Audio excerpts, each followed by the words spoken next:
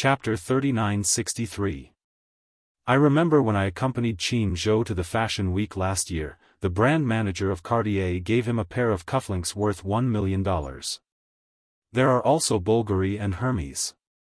Qin Zhou prefers Bulgari and Versace. These two brands are the most common in the cufflinks at home. Liang Yin was already dizzy from listening to them. She felt that the $1 million she held tightly was not worth mentioning in front of these two brands. Evil capitalists. Wasn't the gap between the rich and the poor a little too big? After trying on her makeup, Liang Yin hailed a cab and went to the department store. Standing at the Bulgari counter, she was still dizzy. Should she buy it? If she did, what reason should she give to Qin Zhou? Liang Yin thought hard and finally came up with a reason. Just say that I'm thanking him for treating me to a Michelin restaurant. Okay. It's decided then. She put her hand in her pocket and held the bank card tightly. Because she had been holding it, the cold bank card felt warm. Liang Yin walked into the Bulgari counter, trembling with fear. The reason why she was trembling with fear was that Bulgari's magnificent facade was a little dazzling. Even the staff at the counter were exquisitely dressed and good-looking. Let's walk around first. It was better to take a look at the price. Otherwise, if she asked, it would be hundreds of thousands or millions. What should she do if she couldn't afford it? That would be awkward. She felt that this kind of store was not a place for her.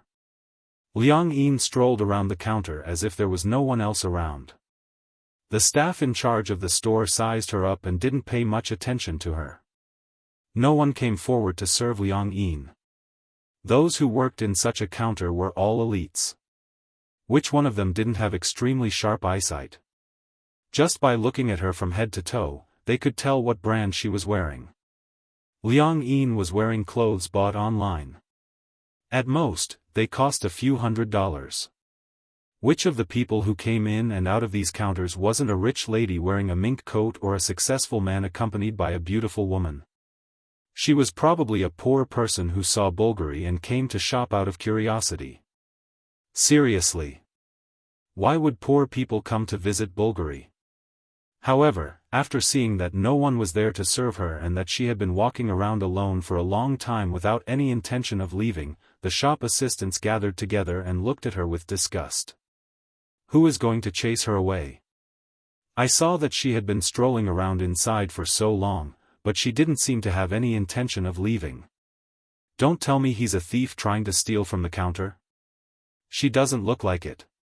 She's a girl. Why else would she shop in the counter for so long? Looking at her poor appearance, how could she possibly be here to buy things? How can a commoner like him afford the things here? She doesn't look like a thief, does she? Who knows? Is the word thief written on the thief's face? The store manager became impatient and said, "There are only so many displays in the counter. Just go and see what's missing." A few of the shop assistants immediately nodded and pretended to be on patrol. They pretended as if nothing had happened and looked at the displays in the counter to see what was missing. Another shop assistant stepped forward and asked, "Hello, Mississippi. You've been shopping here for a long time. What can I do for you?" Chapter 3964. She had just walked around. Although some of the designs were indeed cheap, they still cost tens of thousands. Moreover, they were not considered good-looking. Even a layman like her felt that they were not good-looking, let alone Qin Zhou. Most of the good-looking designs cost 5 or 6 figures. Some of them did not have a price tag, so she did not dare to ask. She was afraid that she would not be able to afford them and would be looked down upon. Actually, Liang Yin was very sensitive. From the moment she walked into the counter, she could sense that the people at the counter were not very friendly towards her. For example, before entering this counter, she saw a woman dressed like a noblewoman being bowed and sent away by the shop assistant. Her smile was as flattering as it could be.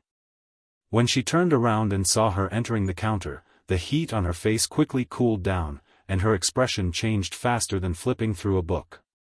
Liang Yin felt that she was being looked down upon, so she simply looked around herself and did not bother others. Now that the staff saw her, she took the initiative to ask. However, her tone was neither cold nor warm, and there was no intention of welcoming her. Instead, it sounded like she was driving her away. Liang Yin did not feel good when she heard this. However, on second thought, no matter how bad it was, she still had a lot of money on her. After all, Hua Jin had given her $1 million. This $1 million could not possibly not be enough to buy a pair of cufflinks here. Thinking of this, she became self-righteous again. I want to buy a pair of cufflinks. Seeing that she had spoken, the staff was a little surprised. She had thought that since she had obviously come forward to drive her away, she would ask for a snub and quickly leave.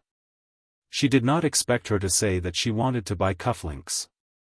Who do you want to buy it for? Liang Yin pondered for a moment and said, I'm buying it for my boyfriend. I see, the staff gave a fake smile and suddenly reminded her dryly, our things here are not cheap. A pair of cufflinks would cost at least 5 figures. Are you sure, you want to buy it? She asked so tactfully because she wanted to indirectly remind her that the things here were expensive and not cheap. She had to think carefully. What if she eagerly introduced them and the customer thought that they were expensive and did not want to buy it? Then wouldn't she be wasting her breath? It was not that they were too snobbish. Indeed, sometimes, in order to welcome a customer, the customer only came to the counter to take a look. It was nothing more than wanting to see the true face of the luxury goods. In fact, they did not really want to buy it. However, he still had to entertain the customers who entered the store. Often, this kind of customer would pretend to walk around, and when the shop assistant introduced them one by one, it was obvious that they couldn't afford it. They would even pompously say, it's not to my liking, and leave. As for the really good customers, they were snatched away by other colleagues. On the surface, these counter clerks got along well with each other, but in fact, all of them were very clear-headed and astute. Why would they go against their own performance? Therefore, for such customers, the staff would push all the blame to their new colleagues. When Liang Yin heard what she said, she was a little displeased. If you can't afford it, why are you here? On the surface, the shop assistant was smiling, but in her heart, she was cursing. She had heard such words countless times. Often, there would be some old ladies dressed in gaudy clothes, pretending to be rich ladies, who would come to the counter to shop, but in the end, they would not buy anything. Okay, then take a look and see if there are any designs that you like. Liang Yin looked again and felt that there were no designs that looked particularly good in the counter. Are all the designs here? Chapter 3965. Of course not. These are the more affordable designs in our store. The really expensive ones have been kept away because many customers touch them with their hands. If the sweat on their hands gets on those gems and diamonds, it will affect their luster. Oh, Liang Yin's eyes darkened when she heard this. The designs on the outside looked so mediocre, but the prices were already in the tens of thousands. Wouldn't the expensive ones cost hundreds of thousands? Liang Yin was a little conflicted. She felt that her wallet was about to be emptied after such a long time. She didn't feel good about it. Forget it. Let's take a look first. It's free to look. These designs don't look good. Show me some nicer ones. The shop assistant muttered, but she couldn't refuse.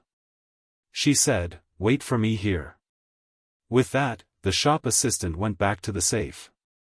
Just then, another shop assistant walked over, looking a little nervous. Did you see the sapphire ring on display in cabinet A? What's wrong? The shop assistant also became alert. Don't tell me, that woman is really a thief? The sapphire ring is gone. The two of them walked to cabinet A, and indeed, the sapphire ring on display was gone. The two of them were dumbfounded. It can't be. I was watching her just now. She passed by cabinet A, but I didn't see her touch it. What do you know? Some thieves are so good at stealing that they can steal things without anyone noticing. Don't let her go. Ask her clearly and I'll ask the store manager. I'm afraid she's been released. Okay. The shop assistant turned back and walked to Liang Yin. Seeing that she had returned empty-handed, Liang Yin was a little puzzled. Didn't you go to get your cufflinks? The safe isn't open. Look at the others. When Liang Yin heard this, she thought that the shop assistant thought that she couldn't afford it and was patronizing her. She was angry and said angrily, "Forget it. I'm not buying any more." She would go to the other counters to take a look. Didn't Qin Zhou like Versace's brand too? When she passed by, she saw the Versace brand. On the way here, she went online to find out more about the brand's logo. Seeing that Liang Yin was about to leave, the shop assistant stopped her. "You cannot leave." The shop assistant was so excited that she grabbed Liang Yin's wrist. Liang Yin struggled for a moment, and her face turned ugly. "What are you doing? Why aren't you letting him go? Didn't you say you wanted to buy cufflinks for your boyfriend?" "That's right. But you don't show me the good stuff. The designs outside don't look good. Don't go yet." That was all the shop assistant said.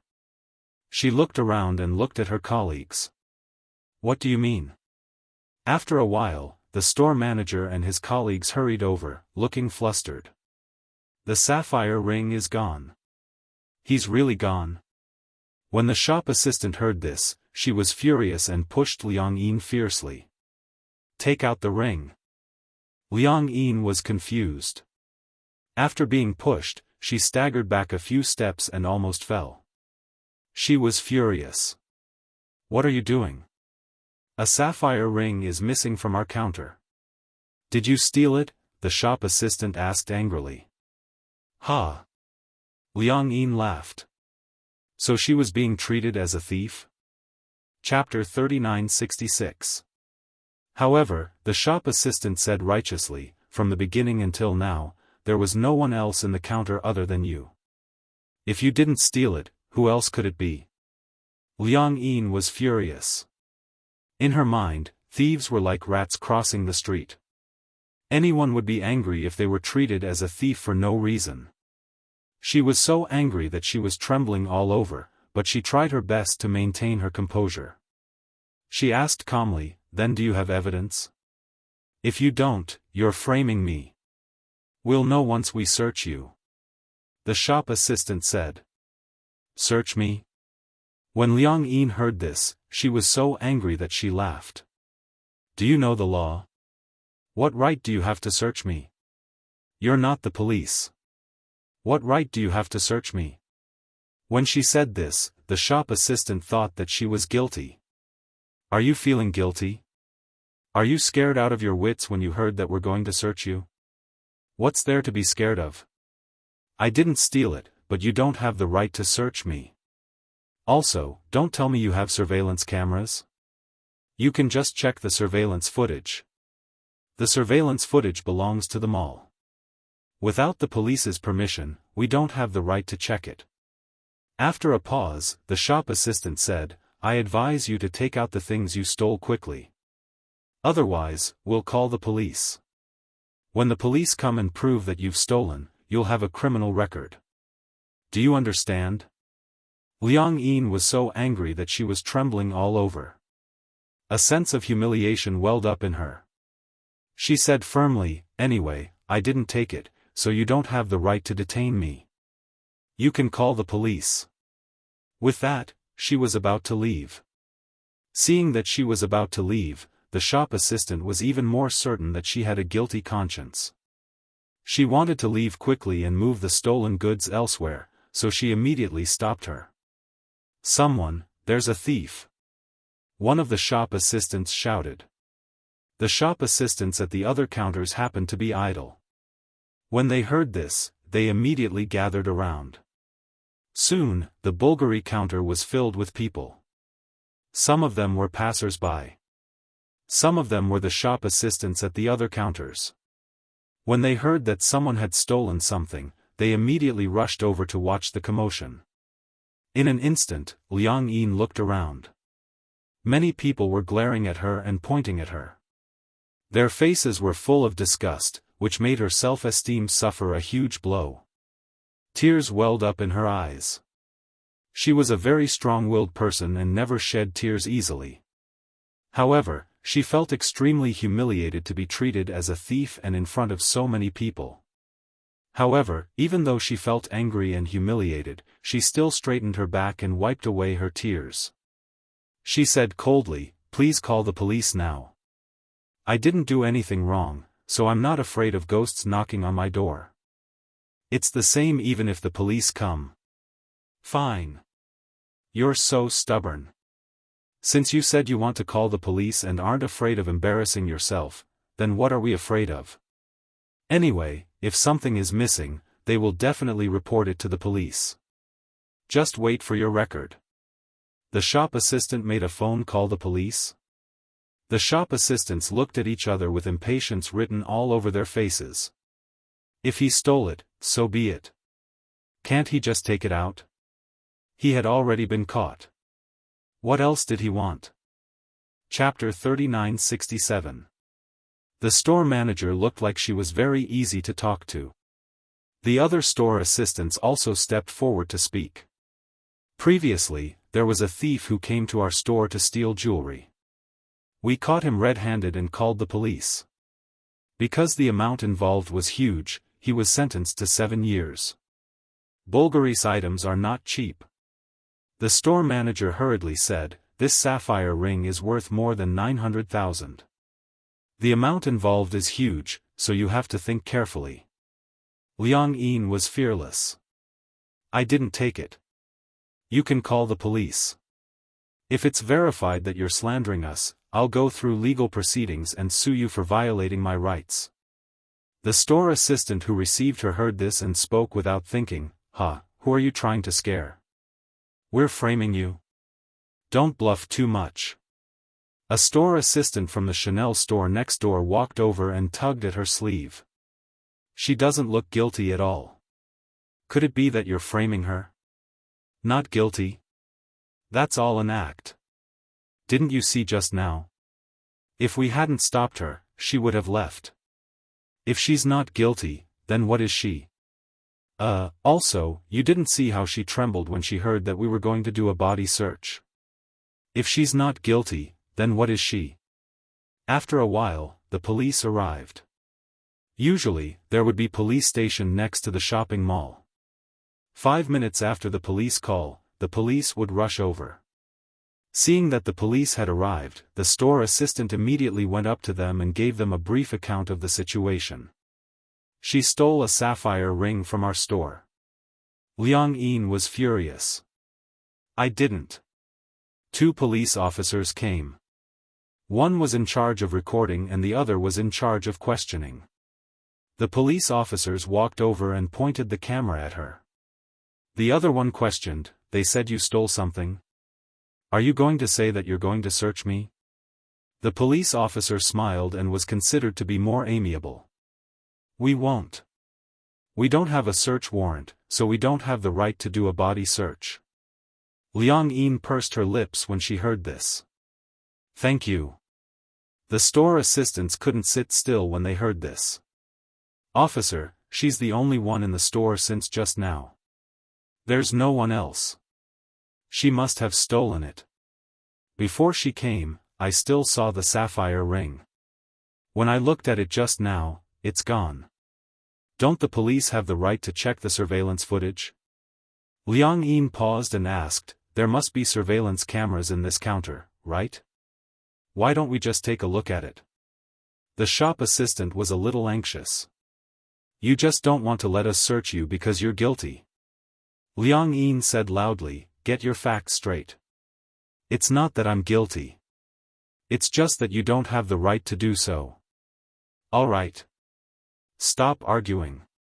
Seeing that they were arguing, the police officer snorted and said to the shop assistant, "Have you checked properly? Could it have been put away or something? Most people wouldn't dare to touch such an expensive item." We've checked, but there's nothing. Alright, let's go to the surveillance room and retrieve the footage. The shop assistants and the store manager had no objections. Hence, the police officers brought the store manager and Liang Yin to the mall's surveillance room. When they entered the surveillance room, they showed their police badges, and the police officers instructed the security guards to retrieve the surveillance footage of the Bulgari counter. They adjusted the footage to the moment after Liang Yin entered the counter and watched the footage frame by frame. Chapter 3968. Because she was standing sideways, all that could be seen was her raising her hand. Then, she glanced at the price tag and quickly put it down, returning the ring to its original position. However, because of the angle, it was not clear whether she had put it back or not. Seeing this, the store manager started to make a big fuss about it. So you did touch this ring? Liang Yin was naturally honest. I saw it because I thought it was pretty. But when I saw the price tag, I thought it was too expensive. I was afraid that I would damage it, so I put it back. The store manager was obviously convinced that she had stolen something. From this angle, who knows if you really put it back or not? We only saw you pick it up, but we didn't see you put it back. Look, the store manager pointed at the screen and said, "You're obviously bluffing. Actually, you didn't put it back, did you? Actually, the item is still on you." Liang Yin was furious. How would I know where the surveillance cameras are? Maybe you've overstepped the mark. Don't be unreasonable. Aren't you obviously trying to search me? Liang Yin was obviously exasperated as well. Let me tell you, if you want to search me, I won't give it to you. The store manager was furious when he heard this. He pointed at her and complained to the police officer, "Officer, take a look, take a good look. What's with her attitude? She's not cooperating with the investigation at all." Liang Yin retorted, "Am I a criminal? Why should I cooperate with your investigation?" The police officer chided, "Both of you, stop arguing. Calm down. This matter couldn't be concluded based on just a few actions. Aren't you pushing it a little too far if you want to convict her like this?" As he spoke, the police officer turned around and advised Liang Yin, "Miss, I'm sure you've seen the video. Indeed, from this angle, we couldn't have seen you put the item back in its original position. Of course, we don't have the right to search you, but if you're willing to cooperate with us, you can prove that you're innocent. What's wrong with that? Let us check your belongings. If you really don't have anything, you just have to cooperate with us to make a statement and you can go home. Nothing will happen." Liang Yin insisted, "I'm only following the rules. Unless you have a search warrant, I promise to cooperate with you. If not, no one has the right. This is also my right. You have no right to violate it." The store manager panicked. "Stop putting on an act. Don't you know whether you took it or not? Quickly take it out." Although this sapphire ring wasn't the most expensive one in the store, it was still worth a few 100,000 yuan. If it disappeared for no reason, the store manager would also be held responsible, and he would lose his golden rice bowl. Of course she was anxious. She might even have to pay for it. How could she afford something that cost hundreds of thousands? As a result, his emotions began to rise. Liang Yin's attitude was still firm. "Give up. Do you think I'm the kind of person who would humiliate myself? I'm clearly innocent, so why should I be searched? Only criminals are searched, right?" The store manager also clamored, "If you're innocent, then why do you look so guilty? Just take out your belongings for us to see. If you really don't have anything, who would be willing to waste time on you?" Chapter 3969. Liang Yin was furious. She pursed her lips. She wanted to cry, but she held it in and swallowed her grievances. If she were to show weakness in front of such a person, that would be the greatest insult to her. The two of them continued to waste time. The police were in charge of looking at the surveillance footage. After looking at it, other than the one suspicious point, they couldn't find any problems. They were at their wits' end. Could it have fallen into a corner? The policeman proposed such an idea. The store manager immediately said, "That's impossible. There can't be a blind spot." Liang Yin retorted, "Who knows if you stole it?" The store manager retorted angrily, "Watch your mouth." Liang Yin ignored her and sat down on the chair with her back facing the store manager. She didn't say a word. No matter how the store manager tried to provoke and humiliate her, she tried her best to look indifferent.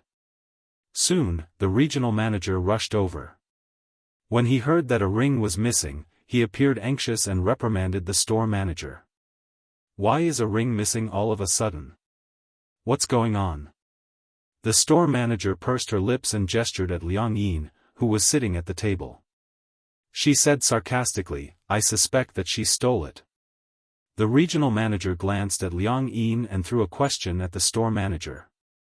"Do you have any evidence?" No, that's bullsh*t. The regional manager said harshly, "If this ring is gone, you can pack your bags and get lost. I can't protect you anymore." The store manager bit her lip and watched the regional manager leave.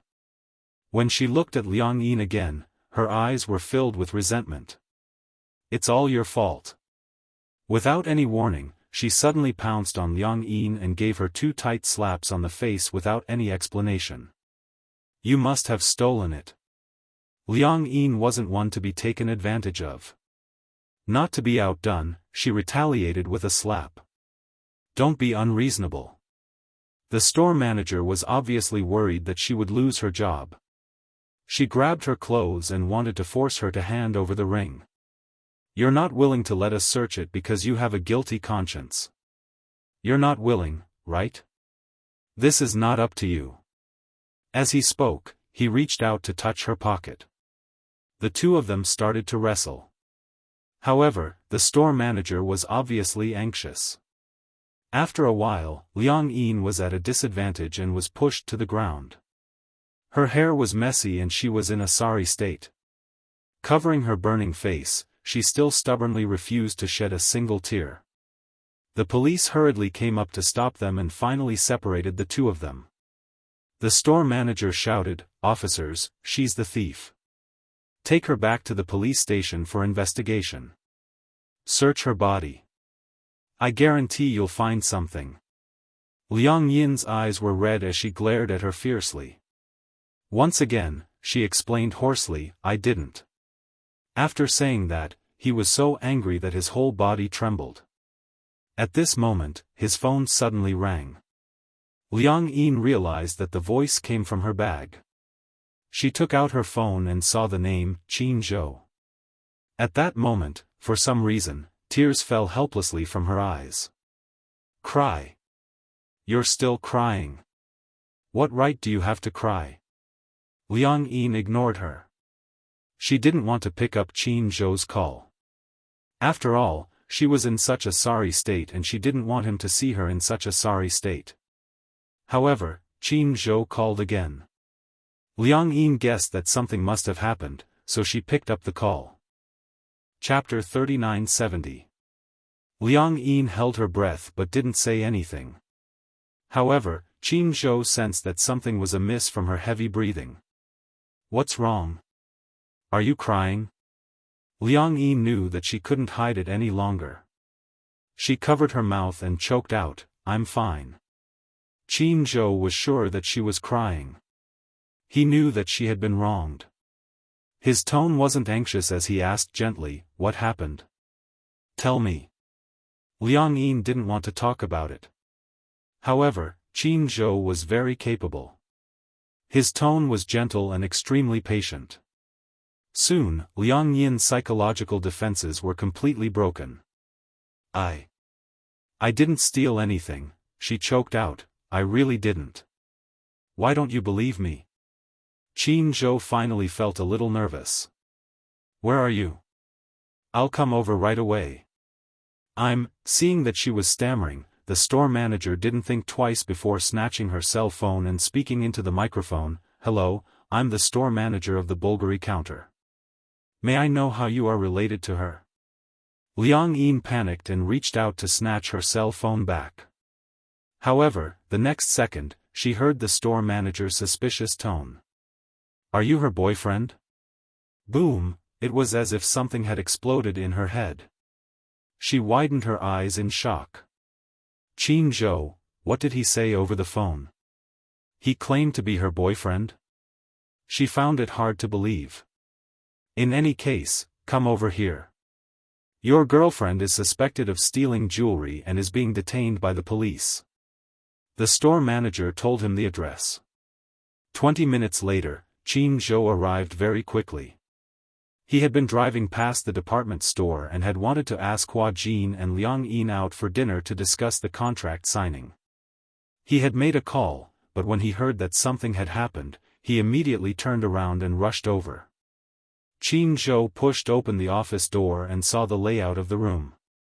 The police stood beside the surveillance camera while the store owner crossed his arms in front of his chest, looking very arrogant. Meanwhile, Liang Yin was slumped on a chair. Her messy hair covered half of her face and her expression couldn't be seen clearly. However, she was curled up and looked very lonely, like a frightened rabbit. When the store manager saw Qin Zhou, he was shocked. Qin Zhou was wearing a suit. Anyone with a discerning eye could tell at a glance that he was an elite. He was handsome, tall, and had an inviolable aura. For some reason, his appearance made the store manager feel a little guilty. Was this her boyfriend? He seemed to be a wealthy and respectable person. With such a boyfriend, the suspicion of stealing was not high. However, there were also rich people who stole things. Perhaps this woman had some special fetishes? Thinking of this, she forced herself to calm down. Qin Zhou didn't even look at the others. He walked straight to Liang Yin and gently placed his hand on her shoulder. Liang Yin's shoulders trembled slightly. She finally raised her head and looked at Qin Zhou. Tears welled up in her eyes, but they refused to fall. She didn't dare to look at him, afraid that he would see her in such a sorry state. Qin Zhou raised his head and finally glanced at the others. He snorted coldly and said, "Can anyone explain this to me?" Just as the police were about to say something, the store manager beat them to it and explained the ins and outs of the matter clearly. When Qin Zhou heard this, he sneered, obviously disdainful. Chapter 3971. The store manager was speechless. Very well. Qin Zhou said politely, "Get your manager here." Our manager? The store manager said, "Chase our regional manager away." I didn't mean the regional manager. Qin Zhou said again, "Get your general manager here." The store manager said tactfully, "We don't have the authority." Qin Zhou smirked. "Oh, is that so?" He sent a text message. After about 10 minutes, the general manager of the mall rushed over. I was wondering who it was. So it's CEO Qin. What can I do for you, Boss Qin, for? The store manager and the police officer were completely dumbfounded. Especially the store manager, his mouth was so big that it could fit an entire egg. In the past, the big shots who were high and mighty in front of them had to bow and scrape in front of this man. Who exactly was this man? Qin Zhou was a man of few words. He only said, "My girlfriend was arrested as a thief when she was shopping in your mall. Now, your store manager wants to do a body search. What do you think?" When the manager heard this, his face turned a little pale. He turned around and questioned the store manager, "What's going on?" The store manager said submissively, "I suspect that she stole something and hid it on her body. I want to check her. She stole something?" The manager was dumbfounded. "Who is she?" "She works for CEO Qin. Why would she need to steal?" "You must be kidding me." But after she touched the sapphire ring, it disappeared without a trace. "It's normal for me to be suspicious." The store manager tried his best to explain himself. When Qin Zhou heard this, he found it interesting. What a normal person. He continued casually, it's not that I can't do a body search. My girlfriend is suspected and I have to prove my innocence. If the results show that I'm guilty, I'll bear all the consequences and responsibilities. But if I'm not, I'll have to trouble your mall to give a reasonable explanation and compensation. Also, you, Qin Zhou's gaze suddenly fell on the store manager. Get out of here.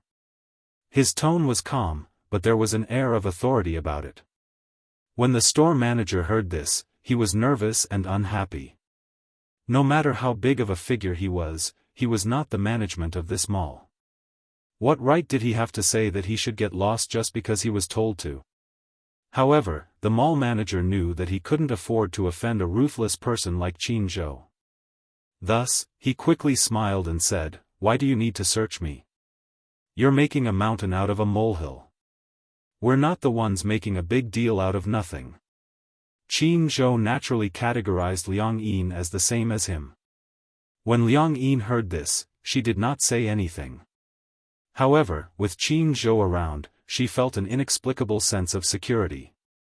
Even though she had Qin Zhou's support, she still explained, "I came to the counter because I wanted to buy some jewelry, but the staff at the counter obviously didn't want to serve me.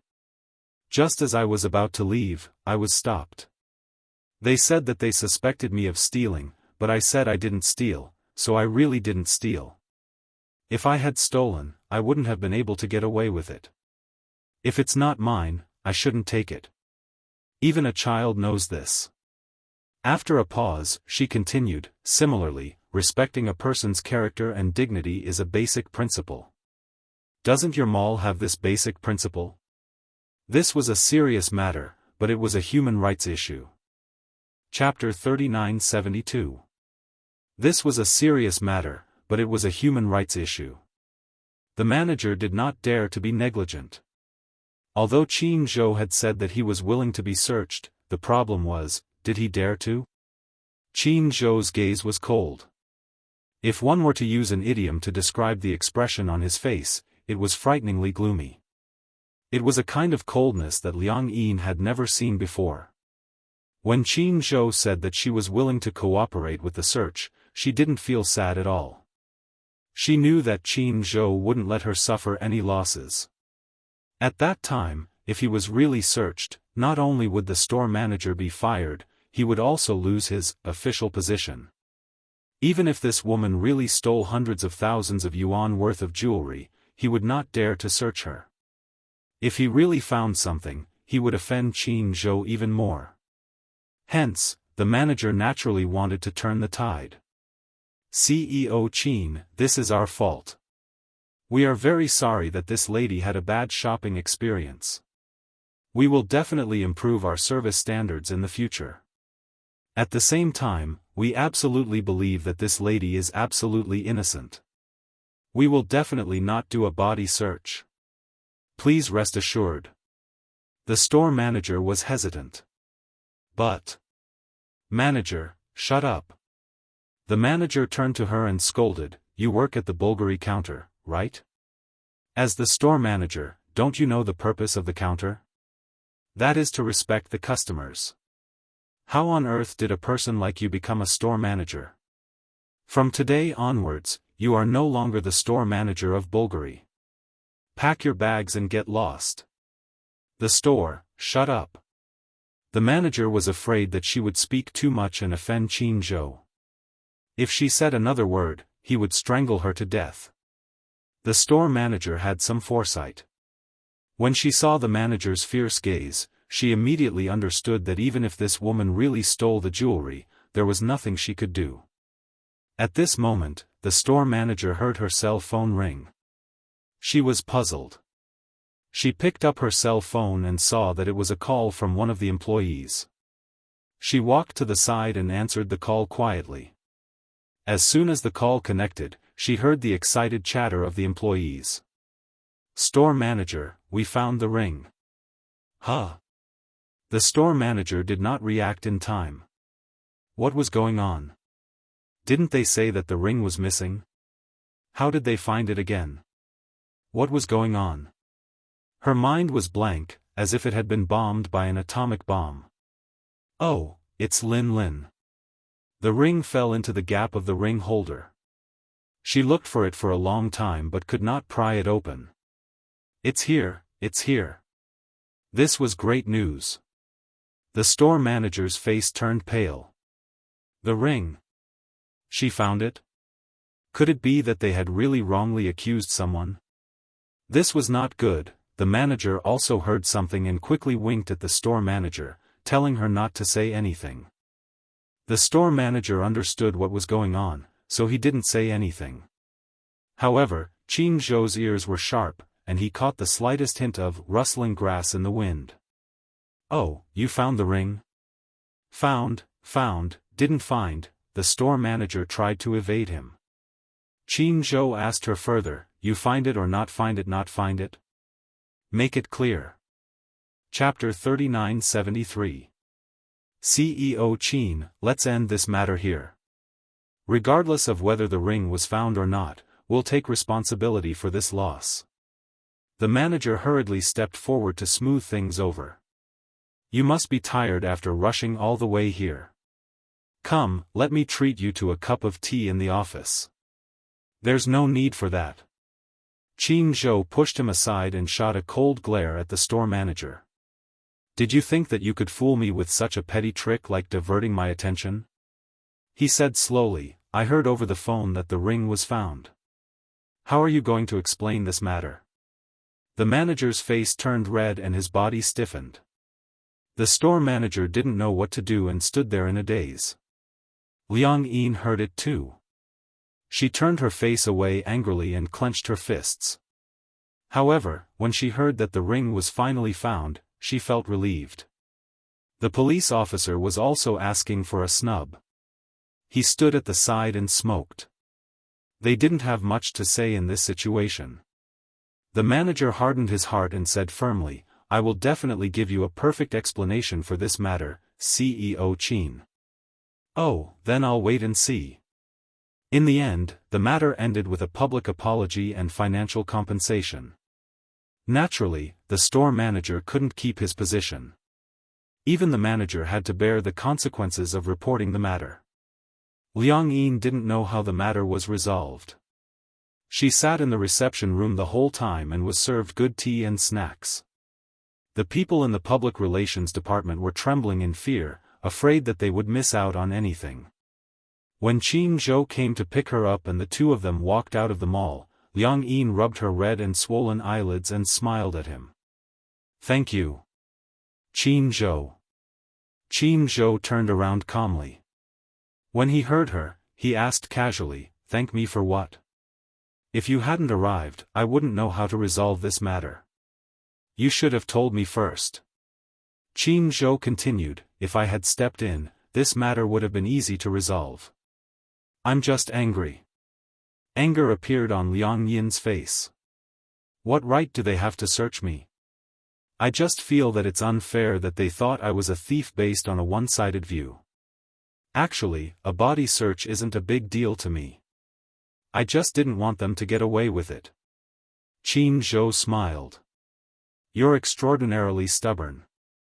Liang Yin pursed her lips. She knew that she was a little stubborn. Why did you want to shop at Bulgari? Qin Zhou pretended to ask casually. When Liang Yin heard this, she looked away guiltily and stammered, I'm just bored, so I came to shop. As she said this, she sighed in her heart. In the end, she didn't find the cuff links for him. I see. Qin Zhou chuckled. It's true that people will be prejudiced against you if you wear this to Bulgari. After all, the shop assistants at these counters have sharp eyes. They can tell at a glance how much you're wearing and where you bought it. There's also the nouveau riche who's who's. The nouveau riche won't come to Bulgari. Why? Some of them don't even know what Bulgari is. They only know Chanel, Dior, and L'Oréal. Moreover, the more a nouveau riche is, the more he has to wear gold and silver and dress well. When Liang Yin heard this, she raised her eyebrows. All right. Well, I'm too poor to be looked down upon. Qin Zhou silently glanced at her and slowly smiled. Chapter 3974. Tonight? Was he asking her out? Liang Yin asked curiously, what's the matter? It's about signing a contract. I want to talk to you about it. Signing a contract? Liang Yin was really flattered. Is it, signing a contract with you? Yes, with Huan Yu, Qin Zhou replied. Ah, Liang Yin pondered for a moment. Then, will you be my manager? Qin Zhou heard this and asked with interest, you want me to be your manager? Liang Yin nodded her head vigorously. I think you're very capable and you know how to take care of people. If you're my manager, you'll definitely learn a lot. The most important thing was that she would have more opportunities to interact with him. As the saying goes, the pavilion closest to the water enjoys the moonlight first. Liang Yin actually wanted to put on an act. It would be even better if she could spend more time with Qin Zhou. Actually, this was the best time to confess her feelings. But, what if she got rejected? Then, it would be very awkward. What if Qin Zhou didn't like her at all? What if she confessed to him and he avoided her instead? In any case, she should try to get him to be her manager first. Then, she could naturally cultivate their relationship. Anyway, there was still a long way to go. There would be more opportunities in the future. Liang Yin muttered in her heart. Seeing that she was in a daze, Qin Zhou didn't say anything. We'll talk about the details later. Also, there's something I want to tell you. If I become your manager, I'll get a very high commission. How high? Liang Yin asked curiously. For the first contract period, it'll be split in 37. 37? Liang Yin did some calculations. It wasn't too high. If she could get 70%, it would be a considerable amount. Seeing that she didn't seem to take it seriously, Qin Zhou reminded her again. You get 30%, I get 70%. Qin Zhou raised his eyebrows. Why? You can't accept it? No. I'm okay with it. Liang Yin looked nervous, as if she was afraid that Qin Zhou would go back on his word. Qin Zhou blinked his eyes and curled his lips into a smile. It seemed that this girl was really interested in him. He couldn't hide his thoughts at all. However, Qin Zhou did not realize that this smile of his was so charming that Liang Yin was bewitched to the point that she was dizzy. Heavens, heavens, how could there be such a handsome man in this world? It turned out that there really was such a person in this world. When he smiled, it was as if there were stars hidden in his eyes. Liang Yin peeked at him, trying to suppress the love in her heart. There are trees on the mountain and branches on the tree. The heart pleases the Lord, but the Lord does not know. Qin Zhou feigned ignorance. However, how could this shrewd man not see that the girl in front of him had feelings for him? Hey! Why are you two together? When Hua Jin saw Qin Zhou and Liang Yin appear together, he was so shocked that his eyes widened. Then, as if he had discovered some adultery, his eyes narrowed. You! Don't tell me, Liang Yin glared at him. Don't spout nonsense. Hua Jin immediately said aggrievedly, I haven't said anything yet. Why are you feeling so guilty? Liang Yin felt even more guilty after being teased by him. Wasn't she making it obvious that she was trying to hide something? Something happened, Qin Zhou explained. Naturally, Hua Jin had to be concerned. Qin Zhou didn't hide the truth from him and told him the whole story. When Hua Jin heard that Liang Yin had been mistaken for a thief, not only did he not sympathize with her, he even laughed heartlessly. Chapter 3975. You went to the Bulgari counter dressed like that. It would be strange if they didn't think you were a thief. Liang Yin knew that Hua Jin meant no harm, but she still retorted, can you not judge a book by its cover? Can you judge a person based on what they wear? Actually, with your looks, you really don't need to go to Bulgari. Liang Yin was speechless when Hua Jin said that. How was it? Did you get anything today? Hua Jin asked curiously. Did you buy a gift? Liang Yin was stunned. Qin Zhou was interested. What gift? It's... Before Hua Jin could say anything, Liang Yin anxiously rushed over and covered his mouth. Don't say it. Her sudden action shocked Hua Jin. He rolled his eyes at Liang Yin and said helplessly, let go. Liang Yin shushed him. It's a secret, okay? Don't say it.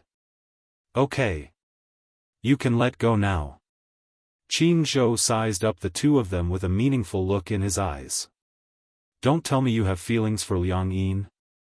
On the way back, Hua Jin sat in the front passenger seat and asked curiously, you seem to treat her differently? Don't tell me you have feelings for her.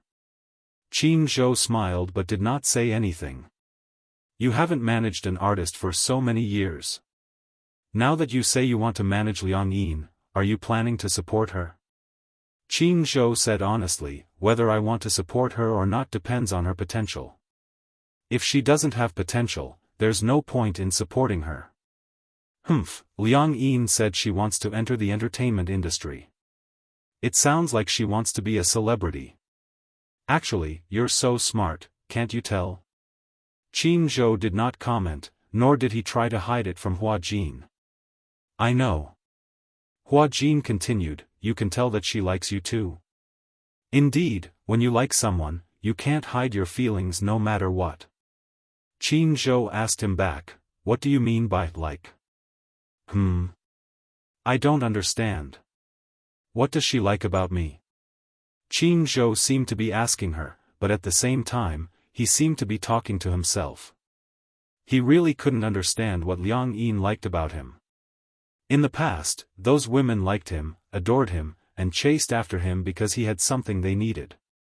Fame, profit, resources, and exposure.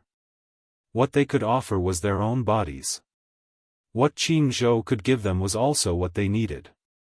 However, what about Liang Yin? What did she like about him, and what did she want from him? Qin Zhou was a very rational person. He was so rational that he would try his best to analyze the situation. However, he couldn't figure out what level Liang Yin's love for him was on. You're handsome. Hua Jin was the first to say, nowadays, girls are picky about looks at first sight. You have the face of a celebrity who can debut. You must have left a good impression. Just based on looks? Qin Zhou couldn't help but smile. Just because of this reason, she can easily talk about love. She's really a young girl who hasn't grown up yet. Hua Jin rolled his eyes helplessly. To her, you're an old bull and she's a young grass. She's still young. Moreover. Chapter 3976. Using rational thinking to explore something as irrational as love, is there a problem in itself? Qin Zhou frowned but didn't say anything. Moreover, Qin Zhou, have you ever loved someone? Do you know what love is? Love isn't just because you have a woman and you've been together. That's love. Actually, I don't think you understand what it means to like someone at all. Hua Jin's words had a huge impact on Qin Zhou's emotions. He didn't count as love. Those women in the past didn't count as love. Qin Zhou came back to his senses and glanced coldly at Hua Jin through the rearview mirror. His tone was obviously unhappy. You seem to be unusually talkative today. Hua Jin also realized that Qin Zhou was impatient, so he laughed and said, I drank too much, don't mind me. Qin Zhou snorted coldly and didn't say anything else. It was dead silent in the car. For Qin Zhou, feelings should be a reason for an equivalent exchange. You give me a sense of security, and I give you warmth. To him, it was just a ritual exchange.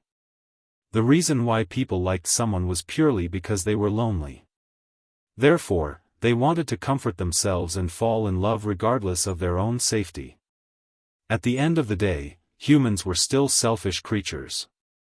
In order to give their feelings something to rely on, they wanted to find someone they liked at all costs to satisfy themselves.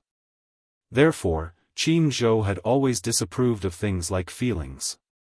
He felt that the real sacred love was too marvelous and dignified to be praised by others. He didn't like to be superficial. The two of them were just looking for what they wanted under the guise of love. Hua Jin asked, "Do you like her?" Qin Zhou didn't say anything. Hua Jin bumped his arm and said, "Answer my question." He asked in return, "If someone likes you, must you reciprocate?" Hua Jin laughed and quickly tried to distance himself from her. "I didn't say that." Qin Zhou smiled. "I don't think I like her. I just feel that she's a little interesting. Sometimes, I also feel that she's very cute." For many years, he hadn't had such a girl who brought him a different kind of joy. Hua Jin snorted and said, "If you don't like her, you should break up with her as soon as possible. Based on my understanding of her, she's such a coward. She would never confess to you so early. If this situation continues, she might spend a few years of her youth on you. If you don't like her, don't waste her time. However, I feel that feelings can still be nurtured. I feel that Liang Yin isn't bad." Qin Zhou hissed. "So, are you trying to matchmake us or dissuade us?" "I didn't say anything. It's your decision. I'm just a bystander." As he spoke, Hua Jin said enviously, "It's so nice that there's still such a simple-minded girl in this world. If you like someone, you'll like him. You'll like him silently, and your heart will fluctuate because of his every move. I haven't felt this way in a long time." Unrequited love was the truest feeling in the world. She liked him. Perhaps because of his smile, the world would suddenly become bright and sunny. Perhaps because of his words, the world would become stormy. Chapter 3977. When Qin Zhou heard this, his gaze went blank for a moment. Liang Yin returned home, took a shower, brushed her teeth and lay on the bed. She opened the gift box on the stool and inside were 3 pink champagne roses. These were the flowers that the restaurant had given her for dinner and Qin Zhou had given them to her. To her, these were undoubtedly gifts from Qin Zhou. She took a vase from the balcony. After washing it clean, she put in some nutrient soil and filled it with water. Then, she carefully placed the 3 champagne roses into the vase. This was the first time in her life that she had received flowers from someone. Even though she knew that roses like these were hard to grow and would wither easily, she still couldn't bear to throw them away. Instead, she took care of them carefully. She placed them on the windowsill. She leaned on the table and stared at the blooming roses in the vase in a daze. This was the time when the roses were at their most beautiful. She was mesmerized for a moment. The next day, she rushed to the set to sign in. As Qin Zhou had arranged for her to join the set, the crew members were especially enthusiastic about her. After arranging for her to stay in a hotel, she was pleasantly surprised to find that she was staying in the room next to Hua Jin's. They were neighbors again. This was good. At least, staying next to Hua Jin meant that they were more familiar with each other. On the set, to her, everything was unknown and unfamiliar. Although she had acted for Hua Jin before, now that she had returned to her role, the experience was different. After putting away her luggage, she took out the vase from the tightly wrapped plastic bag and carefully placed it on the windowsill, trying to let it bask in more sunlight. The doorbell suddenly rang. Liang Yin turned around in confusion, thinking that it was Hua Jin. She immediately went up and opened the door, only to see a stranger. No. She was sluggish for a few seconds before she reacted quickly. She recognized the man in front of her as the general manager she had seen at the department store yesterday. "Why are you here?" Liang Yin's face quickly revealed a conflicted expression. It was obvious that she was still brooding over what had happened yesterday. She wasn't a petty person, but she wasn't a magnanimous person either. She would easily throw the unpleasant matter to the back of her mind. Liang Yin asked impatiently, "What are you doing?" "Miss Liang, hello. It's like this. For yesterday's unpleasant matter, we would like to sincerely apologize to you once again. This is a small token of our appreciation, we hope you can accept it. As the manager spoke, the assistant behind him respectfully presented a gift box. The assistant opened the gift box and saw that the exquisite packaging was covered with a thick layer of pink rose petals, and in the middle lay a small but extremely bright jewelry box. The reason why it was described as resplendent was because the surface of the box was inlaid with sparkling and translucent crystals. Liang Yin looked at them suspiciously. What's this? This is a small gift from us. We hope you'll accept it. Intentions? You'll know when you open it. Liang Yin carefully opened the box, only to see a pile of purple pearl earrings inside. Her expression froze. Jewels? I hope you like it. The manager's expression was as sincere as it could be. However, Liang Yin did not seem to like it, nor was she happy. Chapter 3978. This is, you're just trying to please Qin Zhou. For some reason, Liang Yin was a little angry. Actually, be it the Bulgari store manager or the manager of the shopping mall, they were all very nice people. You don't feel guilty at all for wrongly accusing me. We're sincerely apologizing to you. Liang Yin sneered. Humph, you're apologizing because you're afraid of Qin Zhou. You're afraid that he'll catch up with his drama. You're apologizing not because you respect me, but because you're afraid of taking responsibility. When the manager heard this, he felt very wronged. Oh my God, isn't that nonsense? Qin Zhou already said that you're his woman, how could they dare to offend you? Miss Liang, please understand. You've indeed suffered a lot yesterday and there were many unpleasant things. I hope that you can calm down and don't take this matter to heart. Liang Yin had no choice but to close the door. The manager immediately blocked the door shamelessly. It was obvious that he wouldn't give up until Liang Yin said, I forgive you. His face was distorted from sticking to the door, but the manager still didn't intend to give up. Miss Liang, it's like this, the manager took a deep breath and started to nag. After you and President Qin left yesterday, I deeply understood the seriousness of this matter. We've already issued a notice to fire the store manager of the Bulgari store and will never hire her again. We swear that if something like this happens again. Liang Yin didn't know what he said or how long he had been talking. Anyway, she only felt that there were countless flies buzzing around her ears. Finally, she couldn't take it anymore and said impatiently, Fine, fine, fine, I forgive you. Can you not be like a fly, buzzing around my ear non-stop? Calluses were about to form on her ears. The manager was wild with joy. Really? You're really willing to forgive me? As long as you disappear from my sight immediately, I'll forgive you. Please stop bothering me, okay? As soon as she finished speaking, the manager didn't dare to say anything else. He immediately disappeared from her sight with his assistant. Liang Yin was dumbfounded.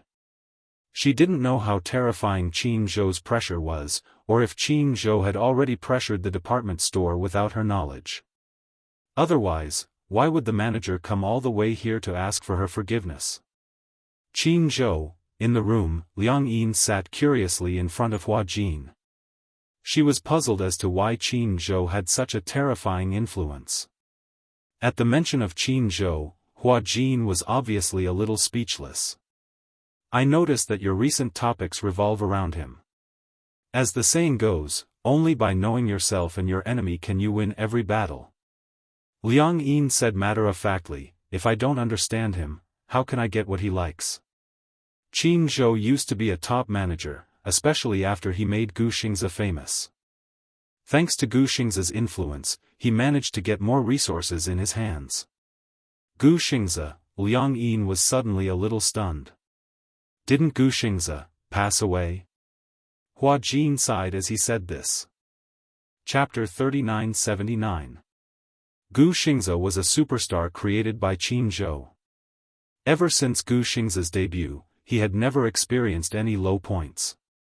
The two of them made each other what they were, and at the same time, made each other.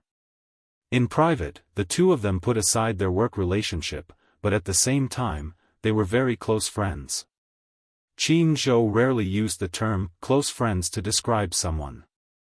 Gu Xingzhe was the same. The relationship between the two of them was no different from that of a family member. Gu Xingzhe's death was a huge blow to Qin Zhou. He used to be humorous and loved to joke, but now, he seemed to be a little quiet. It was even difficult for him to open up to others.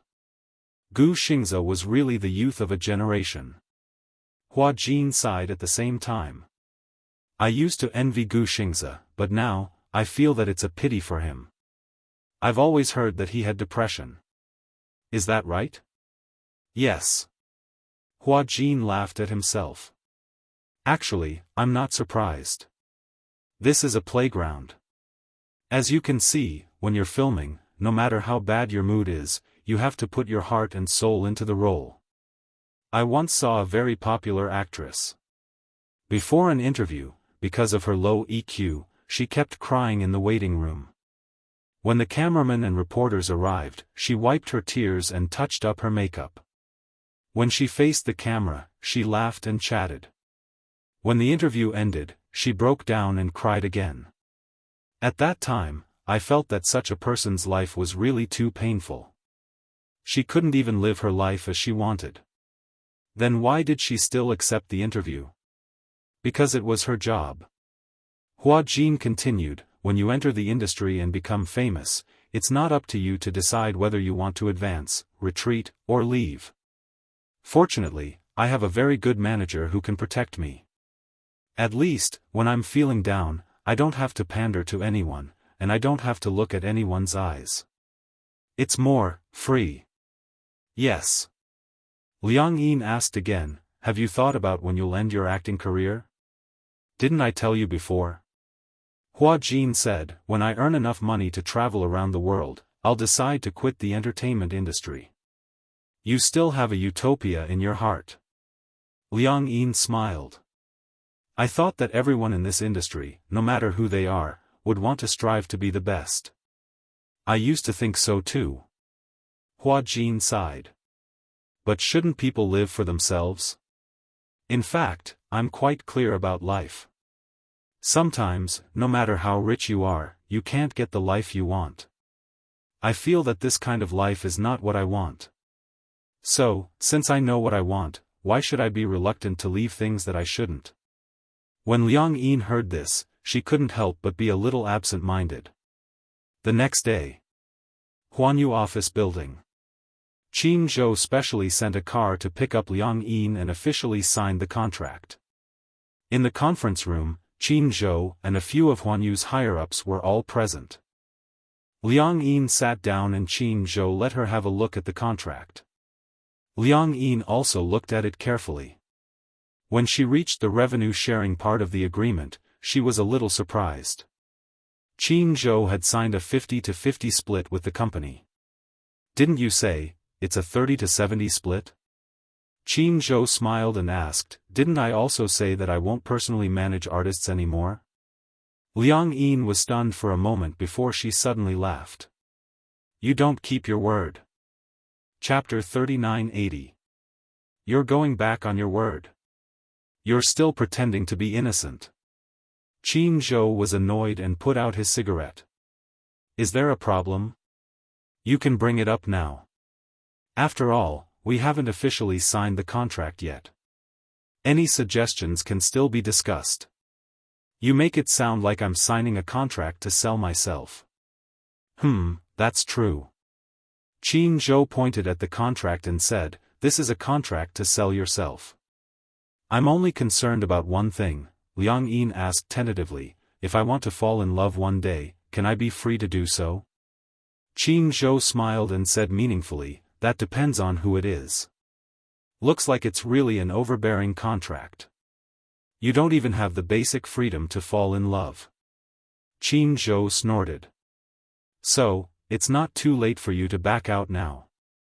Liang Yin pursed her lips and smiled, but she didn't say anything. Instead, she grabbed the pen and signed her name directly. At the same time, she pressed her thumbprint. Qin Zhou suddenly asked, "Why do you want to enter this industry?" Liang Yin raised her head and looked at him seriously.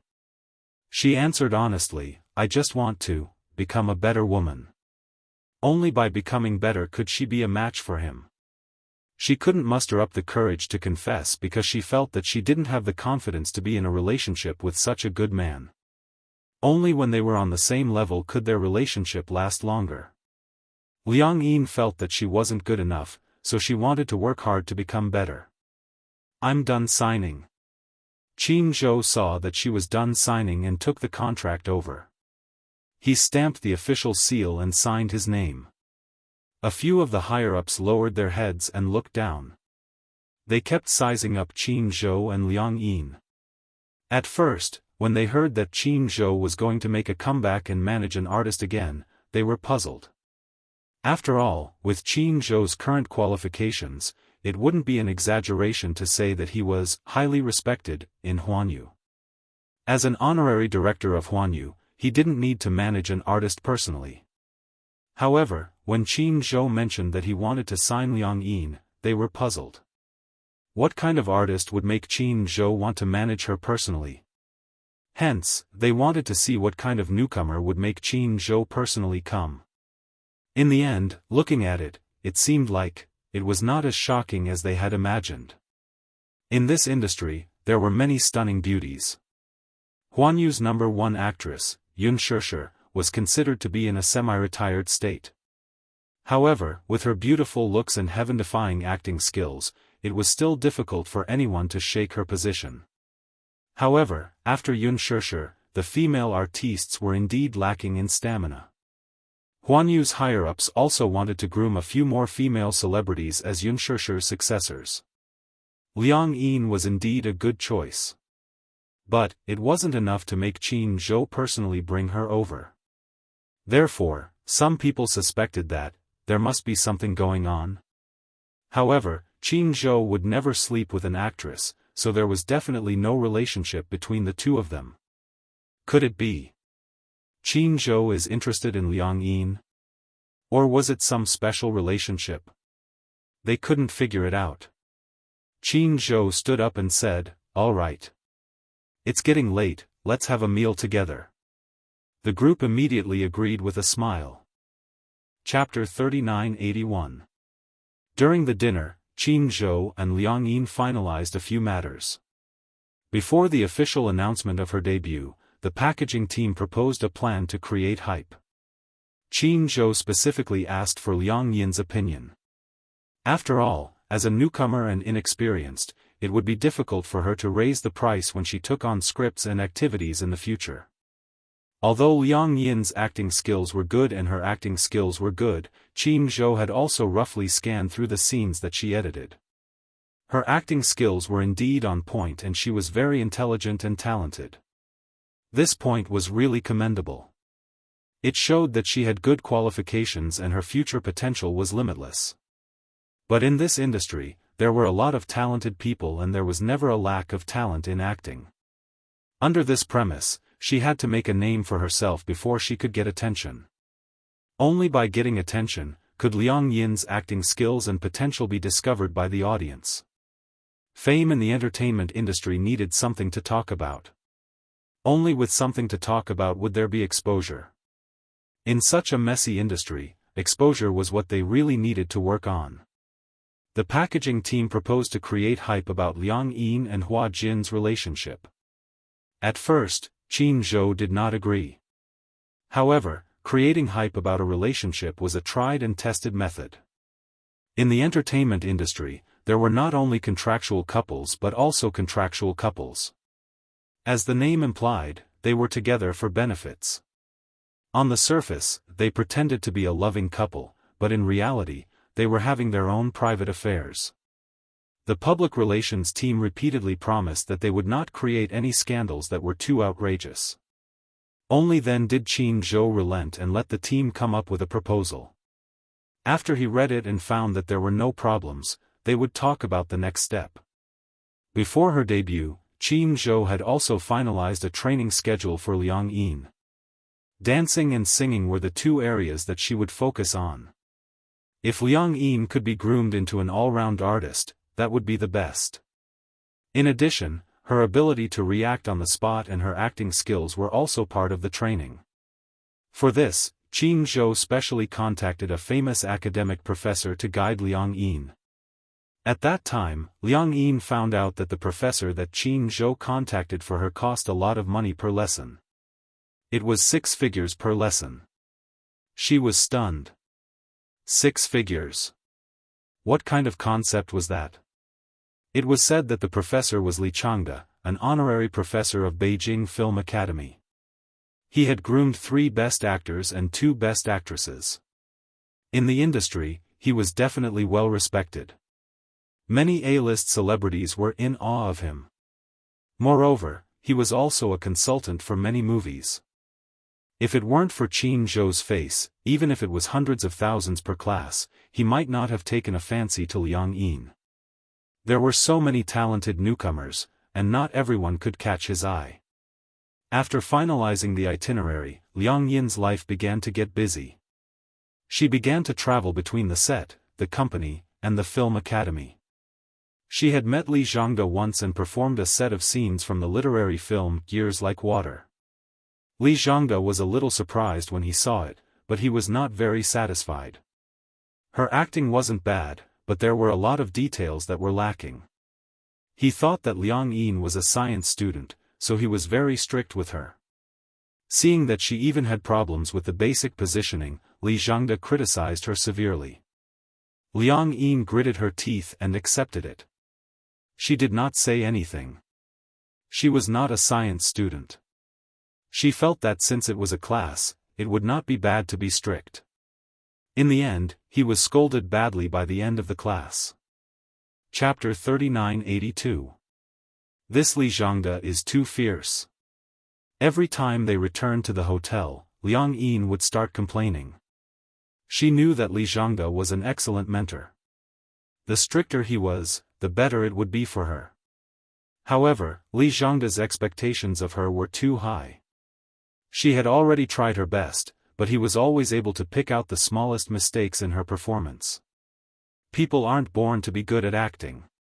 You're lucky to have such a good mentor like Li Zhangde to help you hone your acting skills. What about me?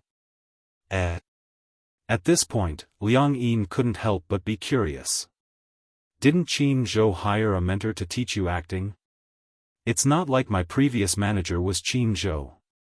Otherwise, I wouldn't have been able to enjoy such treatment. Hua Jin paused and continued, when I first started, when I wasn't famous, my company wasn't willing to spend so much money on me. The vast majority of companies would rather spend money on plastic surgery for their artists than hire a good teacher. After all, it's fine as long as I'm good looking. Later on, when I became famous and transferred to Huanyu, I didn't have the spare time to receive acting coaching. When Liang Yin heard this, she couldn't help but be suspicious. Have you had plastic surgery before? No. I didn't say that I have. Liang Yin felt that it was unbelievable. She couldn't help but reach out to touch his facial features. Then, she reached out and pinched Hua Jin's nose hard. Ah! It hurts. Hua Jin was in so much pain that he wanted to slap her hand away. Liang Yin tried to pinch his chin again. Yes, it was solid. It was obviously not hyaluronic acid. I really didn't have plastic surgery. Finally, this doubt was cleared up. Hua Jin's looks belonged to the category that defied the natural order. Everyone said that Hua Jin was a classic handsome man. When it came to acting in ancient costumes, Hua Jin said that he was the second best. No one would dare to say that they were the best. There was no doubt that he was the #1 handsome man in ancient costumes. Therefore, there were many speculations about him. Many people suspected that he had undergone plastic surgery. Hua Jin was too lazy to answer the reporters' questions. Occasionally, he would pinch his face to express his disdain. So your facial features are real. Liang Yin had always suspected that he had undergone plastic surgery. After all, there were often celebrities in this industry who had undergone plastic surgery. It wasn't unreasonable for her to be so suspicious. Hua Jin glanced at her. I even suspected that you had plastic surgery. What kind of world is this now? Do people suspect plastic surgery just because they're good-looking? Because that's the trend now. There are too many people who have undergone plastic surgery. That's true. However, I don't know why plastic surgery is becoming more and more popular now, but why do so many people who have plastic surgery look like monsters who came out of the abortion line? As Liang Yin spoke, she felt a little puzzled. Say, in the past, when plastic surgery was first developed, those who underwent plastic surgery were more natural and exquisite. Now that I look at it, they all have the same face. They had a snake-like face, cheeks that seemed to have been shaved by a knife, a chin that looked like a shoehorn, large eyes, and a high nose. Liang Yin didn't reject plastic surgery. Everyone had the right and freedom to become a beautiful person. However, wouldn't it be creepy if they all had the same face? Chapter 3983. Yang Mi has had plastic surgery? She had thought that Yang Mi was born with it, but it was true that Yang Mi had indeed become invisible recently. Hua Jin nodded. Yes, most people in the industry have had plastic surgery to look better on camera. I think her lips look a little unnatural, but if you don't look closely, there's nothing wrong with them. Hua Jin began to reveal, her lips have had surgery to make them pouty. She even had a smile at the corner of her mouth. Her dimples were also done through surgery. Liang Yin was speechless. Then, she started to gossip. Has Unspoken had plastic surgery before? What do you think?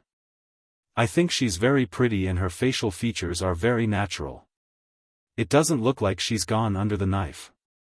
Most importantly, I feel that her temperament is really good. She's a goddess. Of course. Unspoken is a natural beauty. For some reason, when Liang Yin praised Unspoken, Hua Jin was especially pleased. He was even happier than when she praised himself. I've seen her in The Green Apple. Although at that time, teen films were always criticized, this movie between her and Wuxia Xianxia is simply a classic teen film. I don't think anyone can surpass it. Hua Jin said, a good script, a good cast, good post-production, good publicity and the audience's support. All these factors combine to make this movie a success.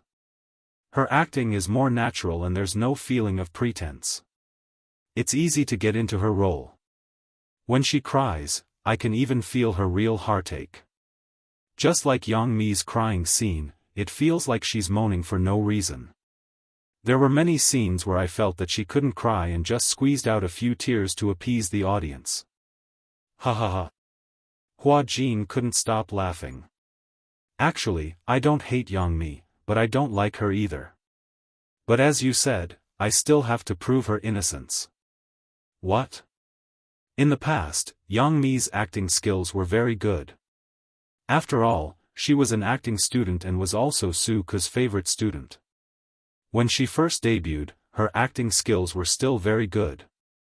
Later on, perhaps because there were too many fillers on her face, her expression became more stiff. Moreover, her mac is filled with hyaluronic acid. Her crying and laughing are not very natural and look fake. It's not because of her acting skills. If that's the case, then I've wronged her. She sighed. The female celebrities from the previous generation are the ones who are truly peerless. That's the filter of that era. It's blurry and hazy, and the facial lines aren't very deep. If we were to use high-definition cameras to take pictures, the pimples and acne would all be exposed. As he spoke, Hua Jin continued, however, I pay more attention to temperament. I think that in terms of temperament, no one can compare to our Unspoken. Good, good. Your Unspoken is the most beautiful and has the best temperament. That's the truth. The two of them chatted in the room and even finished memorizing the script. Perhaps it was too boring, the two of them started gossiping and only went to bed when it was very late. Li Zhangda's class was held once a week. Qin Zhou obviously spent a lot of money on Liang Yin. One class cost 100,000 yuan. It was said that Qin Zhou was a big shot and gave her a friendly discount. Chapter 3984. Initially, Li Zhangda was moved by Qin Zhou's sincerity. Later on, he really felt that Liang Yin was a good seedling, so he taught her seriously. During the 5th period, Liang Yin thought that she would have to spend another period in Li Zhangda's bubble. She did not expect Li Zhangda to praise her for the first time. "You acted well." Li Zhangda gave such a comment. When Liang Yin heard it, she was instantly overjoyed. Don't underestimate these words. Coming from Li Zhangda's mouth, it was a huge compliment. But don't be too smug. Li Zhangda muttered, "Young people, don't get complacent just because of a little praise. Keep your cool and think about the details. It's rare for you to praise me. Can't you let me be happy for a while?" Liang Yin said coquettishly. After a few classes, she left a good impression in front of Li Zhangda. Li Zhangda also gradually liked this humble student. She did not hold back and gave everything she had. The profession of acting is actually derived from dramas. In the past, when there were no dramas or movies, a stage was set up. A few people dressed in clothes would sing and dance on it, and the audience would be entertained. Later on, the film industry in China started to develop. The first drama, A Mouthful of Vegetable Pancakes, was filmed, and there was such a beginning. After a pause, Li Zhangda continued, "Life is like a play, and a play is like life. A truly good actor can act out all kinds of situations in the world. Whatever he or she acts, he or she can act out. Aside from some people having talent, most of them have to learn. Look, in the past, there was an artist who, in order to draw a good character, sat on a chair on the street and observed the expressions of everyone passing by. Only then could he draw out the spirit of the character. First of all, you have to know what you are acting as and what you look like. For example, if you are acting as a police officer, you have to portray that righteousness. Carefully analyze the character's personality and expression. Through daily observation, life experience is also an important part. Otherwise, why would some people go to a mental hospital to experience mental illness for a few weeks? Li Zhangda continued, "Also, the most important thing is that you have to understand the script, carefully understand the character's psychology, and be immersed in the character. To be an actor, one must first get into character. Otherwise, it would be impossible to expect the audience to get into character. Also, you're still lacking in the basics of your lines. You should practice more. You should know that none of my students use post-production dubbing. It's only in China that we have dubbing actors.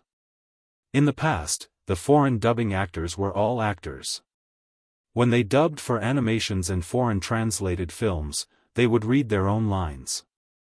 In China, look at the youngsters nowadays. Some of them can't even speak Mandarin well and come to act. What a disgrace." It was obvious that Mr. Li was dissatisfied with the current entertainment industry. After listening to his complaints, Liang Yin ended the class for the day. Qin Zhou happened to be free, so he took her back to the hotel. Along the way, Liang Yin was very happy. She boasted to Qin Zhou, "Today, the teacher performed for me. He said that I've improved a lot." Qin Zhou laughed. "That's a good thing." "That's right. You don't know how difficult it is to get him to perform alone." As Liang Yin spoke, she probed, "Say, this class costs 100,000 yuan. Are you going to pay for it?" "The company will pay." Chapter 3985.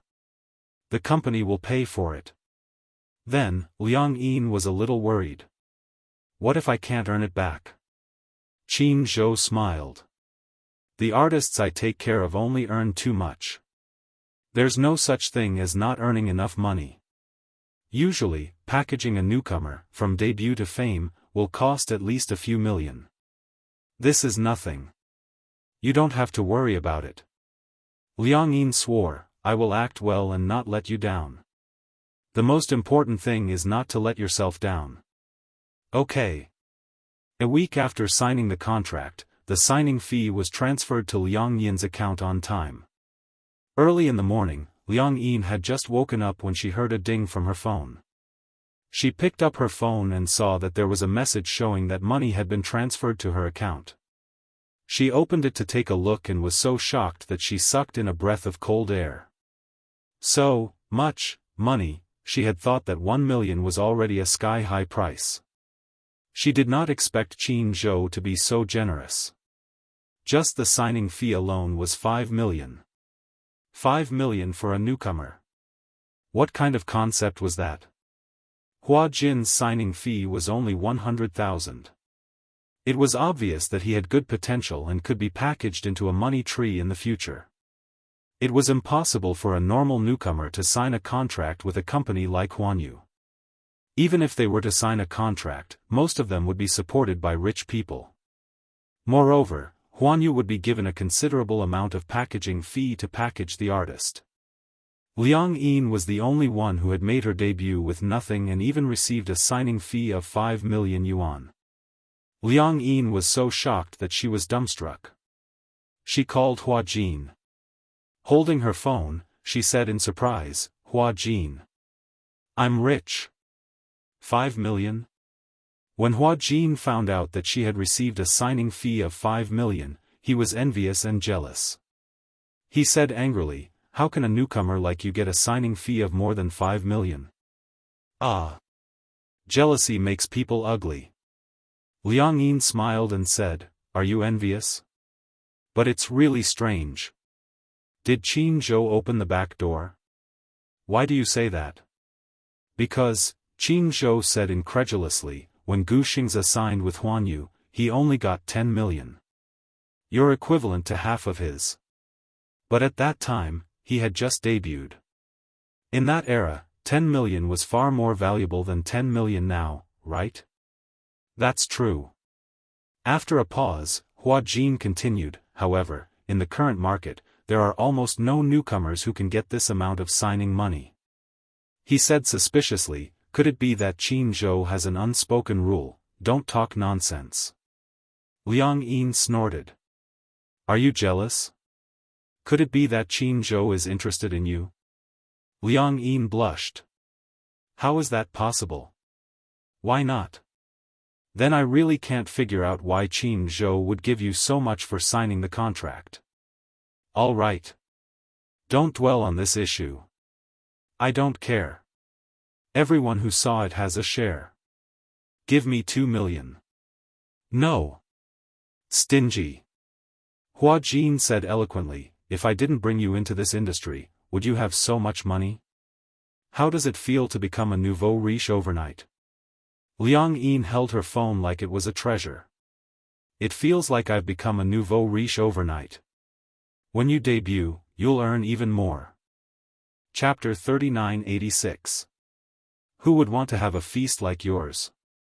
Hua Jin paused for a moment and immediately smiled.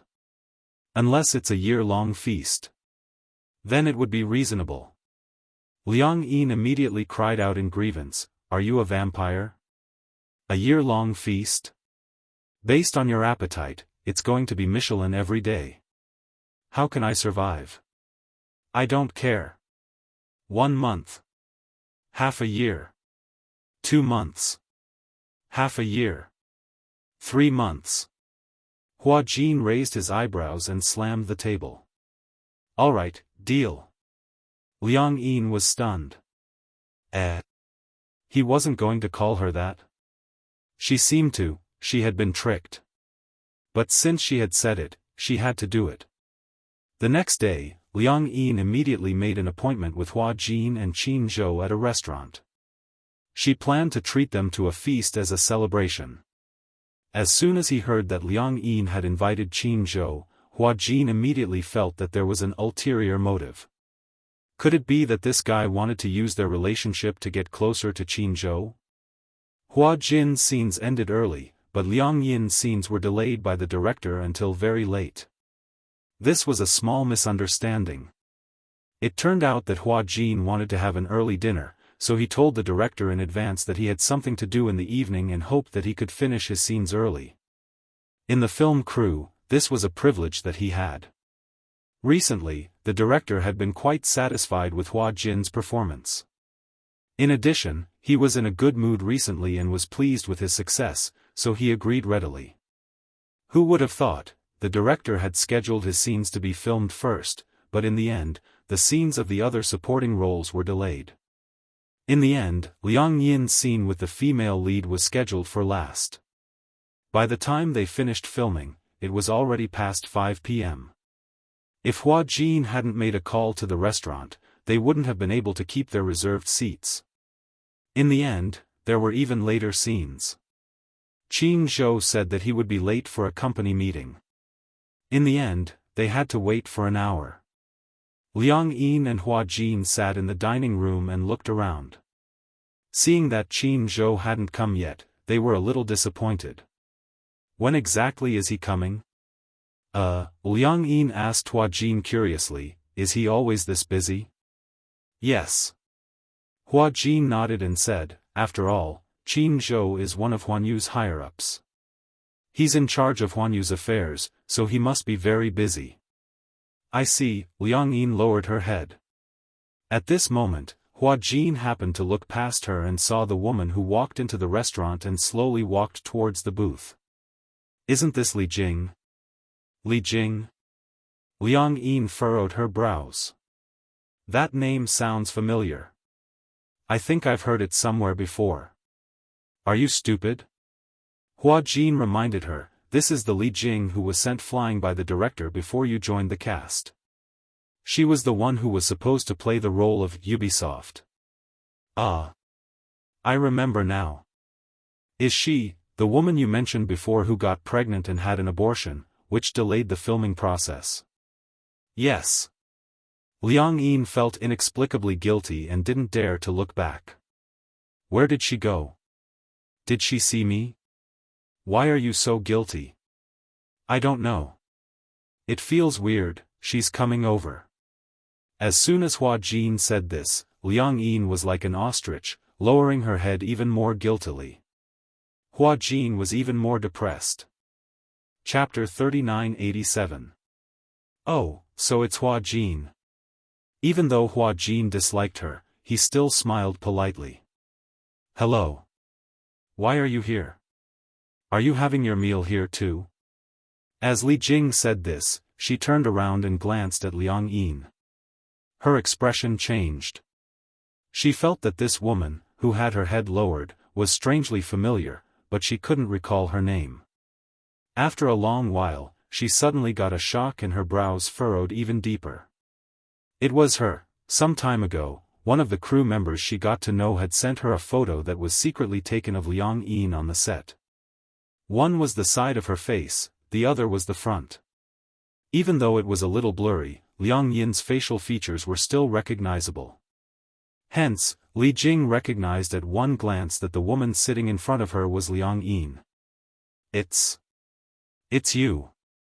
Liang Yin. Li Jing immediately curled the corners of her mouth, smiled, and greeted him generously. Seeing that she couldn't hide anymore, Liang Yin could only brace herself and raise her head. She forced a smile and said, hello. Senior Li Jing. Ha ha ha. I don't think you should call me senior. Li Jing didn't know why, but she felt that the stiff smile on Liang Yin's face was extremely dazzling. It was a little forced, like a smile that wasn't a smile. She even felt that Liang Yin's smile had a hint of malice and mockery. Could it be that she was looking down on her? Or, originally, Li Jing had some groundless guesses about Liang Yin's role as the female lead. However, when she saw Liang Yin's smile and the way she deliberately avoided it, she felt that it was extremely strange. You.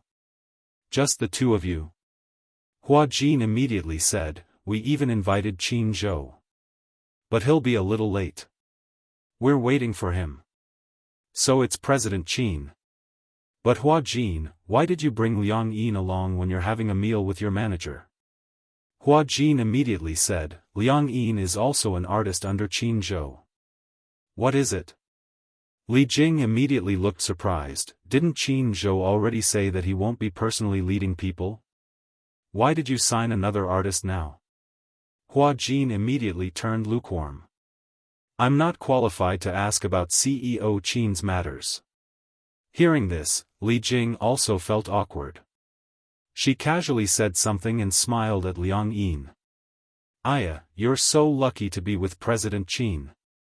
With that, he immediately left with his tail between his legs. Hua Jin had said that to protect Liang Yin. On one hand, he was reminding Li Jing that Liang Yin was Qin Zhou's woman and she shouldn't be disrespectful. On the other hand, he was telling her that they didn't welcome her. Li Jing looked very embarrassed. Liang Yin watched Li Jing's departing figure with lingering fear in her heart. She did not say anything. The way Li Jing glared at her just now was so scary. Although he was smiling, the look in his eyes was as if he wanted to cut off a piece of her flesh. It was too terrifying. After Li Jing sat down at a table by the window, she didn't feel good about it. Meeting Liang Yin in this restaurant was totally unexpected.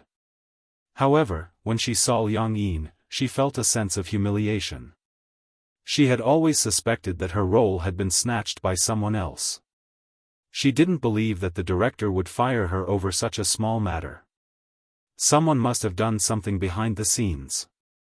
Hence, she started to suspect Liang Yin.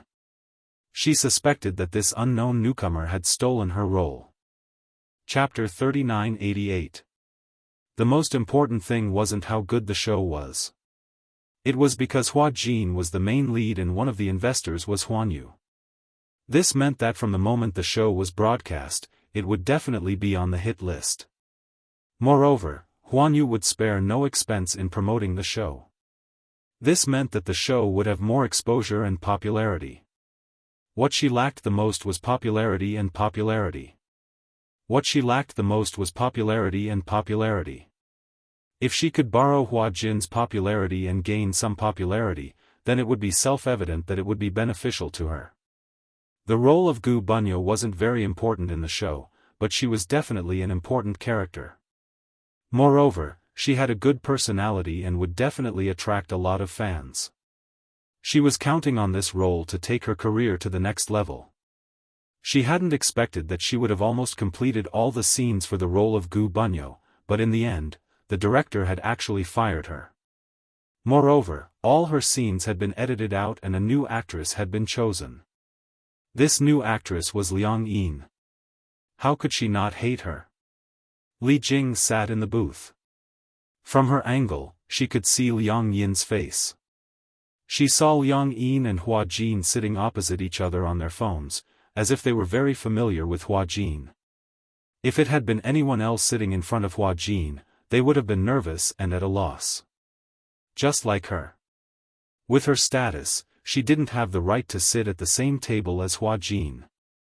Even if she did, she would be trembling with fear, afraid that she would make the slightest mistake and offend Hua Jin. On the other hand, Liang Yin acted as if she and Hua Jin were friends. Li Jing was even more suspicious of her relationship with Qin Zhou. Could it be that Liang Yin and Qin Zhou were very close, so Hua Jin also saw her as a close friend? After all, Qin Zhou was his superior. In that case, one couldn't help but wonder what methods Liang Yin had used to get to the top. Li Jing had been secretly observing them. She saw Hua Jin look at the time and suddenly call the waiter over. After a few words, the waiter started to serve the dishes one after another. It seemed that he didn't intend to wait any longer. The two of them chatted as they ate. Liang Yin looked out of the window from time to time, as if she was waiting for Qin Zhou. Not long after, Li Jing saw Liang Yin stand up and walk towards the bathroom. She also stood up and followed her into the bathroom. Liang Yin walked out of the bathroom. Just as she walked to the sink, she bumped into Li Jing. She was shocked and immediately reacted. The corners of her mouth stiffly twitched. Senior Li Jing, why are you here? Speak. Li Jing opened her mouth without warning, but her tone was like a judge. How did you get the role of Ubisoft? Liang Yin's heart trembled. She said honestly, Hua Jin told me that the role of Abuki is being reselected. He was the one who helped me get the chance to audition. Humph, Li Jing didn't go straight to the point either. Instead, she beat around the bush and said sarcastically, I was wondering why the director sent me away for no reason. So it's because of you. You stole the role. Liang Yin was a little surprised when she heard this. It sounded as if Li Jing was suspecting that she was the one who had secretly snatched the role. Liang Yin felt that she had been misunderstood and felt a little wronged. Chapter 3989.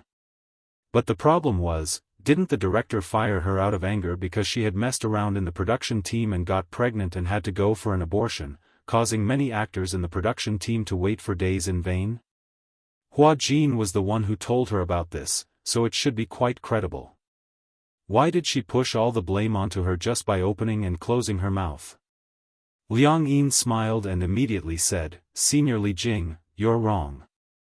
I didn't steal your role. What right do I have to steal it from you? I didn't use any underhanded means to get this role. A clean conscience is not afraid of a crooked shadow. I definitely didn't use any underhanded means to steal your role. With that, Liang Yin was about to leave. However, Li Jing blocked her footsteps with her body. A clean conscience is not afraid of a crooked shadow? What a clean conscience is not afraid of a crooked shadow. Then shouldn't you explain why Huan Yu's top manager, Qin Zhou, no longer manages artists and retired behind the scenes? Why did he make a comeback and manage an unknown newcomer like you? At that time, her attitude was still very polite. If this Liang Yin was related to Qin Zhou, she would have a way to back off. Liang Yin pursed her lips and said, My relationship with CEO Qin isn't what you think. I don't know why he signed me, but it's my honor that he's willing to manage me. Also, CEO Qin is a very nice person.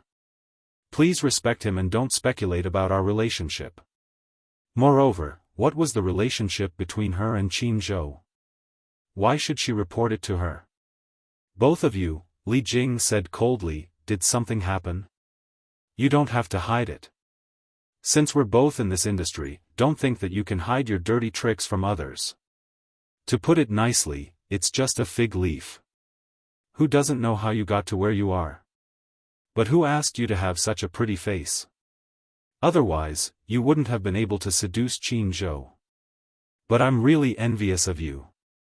What kind of man is Qin Zhou? He's so high and powerful. It's your fortune to be able to seduce him. Liang Yin was stunned. She didn't expect Li Jing to speculate about her relationship with Qin Zhou so maliciously. When it came to Qin Zhou, she immediately became serious. Please show some respect. She was extremely protective of Qin Zhou. She didn't want Qin Zhou to be judged as such an ugly person because of her. What? Li Jing smiled. Don't think that I don't know what kind of person Qin Zhou is. When he signed Yun Shishir, I heard that Yun Shishir had done a lot of dirty things in order to get to the top. What a pity for Mu Yaja of Xingyu Financial Group. Such a grand wedding was given to such a filthy woman. He must have been cuckolded by a thick stack. Pa! Liang Yin didn't even think before throwing a slap at her. She said angrily, You're not allowed to criticize Yun Shishir like that. She had only interacted with Yun Shishir a few times, but she had left a very good impression in her heart. It wouldn't be an exaggeration to say that she was a goddess. She had also seen the real Mu Yaja and Yun Shishir. It seemed that they were a very loving couple. She absolutely didn't believe that Yun Shishir was the unscrupulous and promiscuous woman that Li Jing said. Li Jing's blasphemy finally made her explode. Chapter 3990. During the trip to the hot spring, Yun Shishir and Mu Yaja had taken good care of her. Liang Yin also knew what kind of person Yun Shishir was. She was Mu Yaja's wife, the wife of the CEO of the Xingyu Corporation, and the goddess of the entertainment industry. Her status was so high that no one could shake it. Li Jing's blasphemy finally made her explode. She was gauging the heart of a gentleman with her own mean measure. No one would believe that Yunshishi would ignore Mu Yaja's protection and run off to flirt with another man. It was not that Qin Zhou was not as outstanding as Mu Yaja, but Yunshishi did not have to do that. Moreover, Qin Zhou and Mu Yaja were close friends. With Mu Yaja's methods, there was nothing that could be hidden from him. He and Qin Zhou were so close, which only proved that there was nothing between Qin Zhou and Yunshishi. It was one thing for Li Jing to criticize her, but she even humiliated Qin Zhou and Yunshishi. This was something that Liang Yin could not stand. You're not allowed to humiliate Qin Zhou and Yunshishi like this. Liang Yin said angrily, Li Jing, I respect you as my senior, so I've always been very polite to you. But don't take my respect for you as a disrespect. People care about their dignity.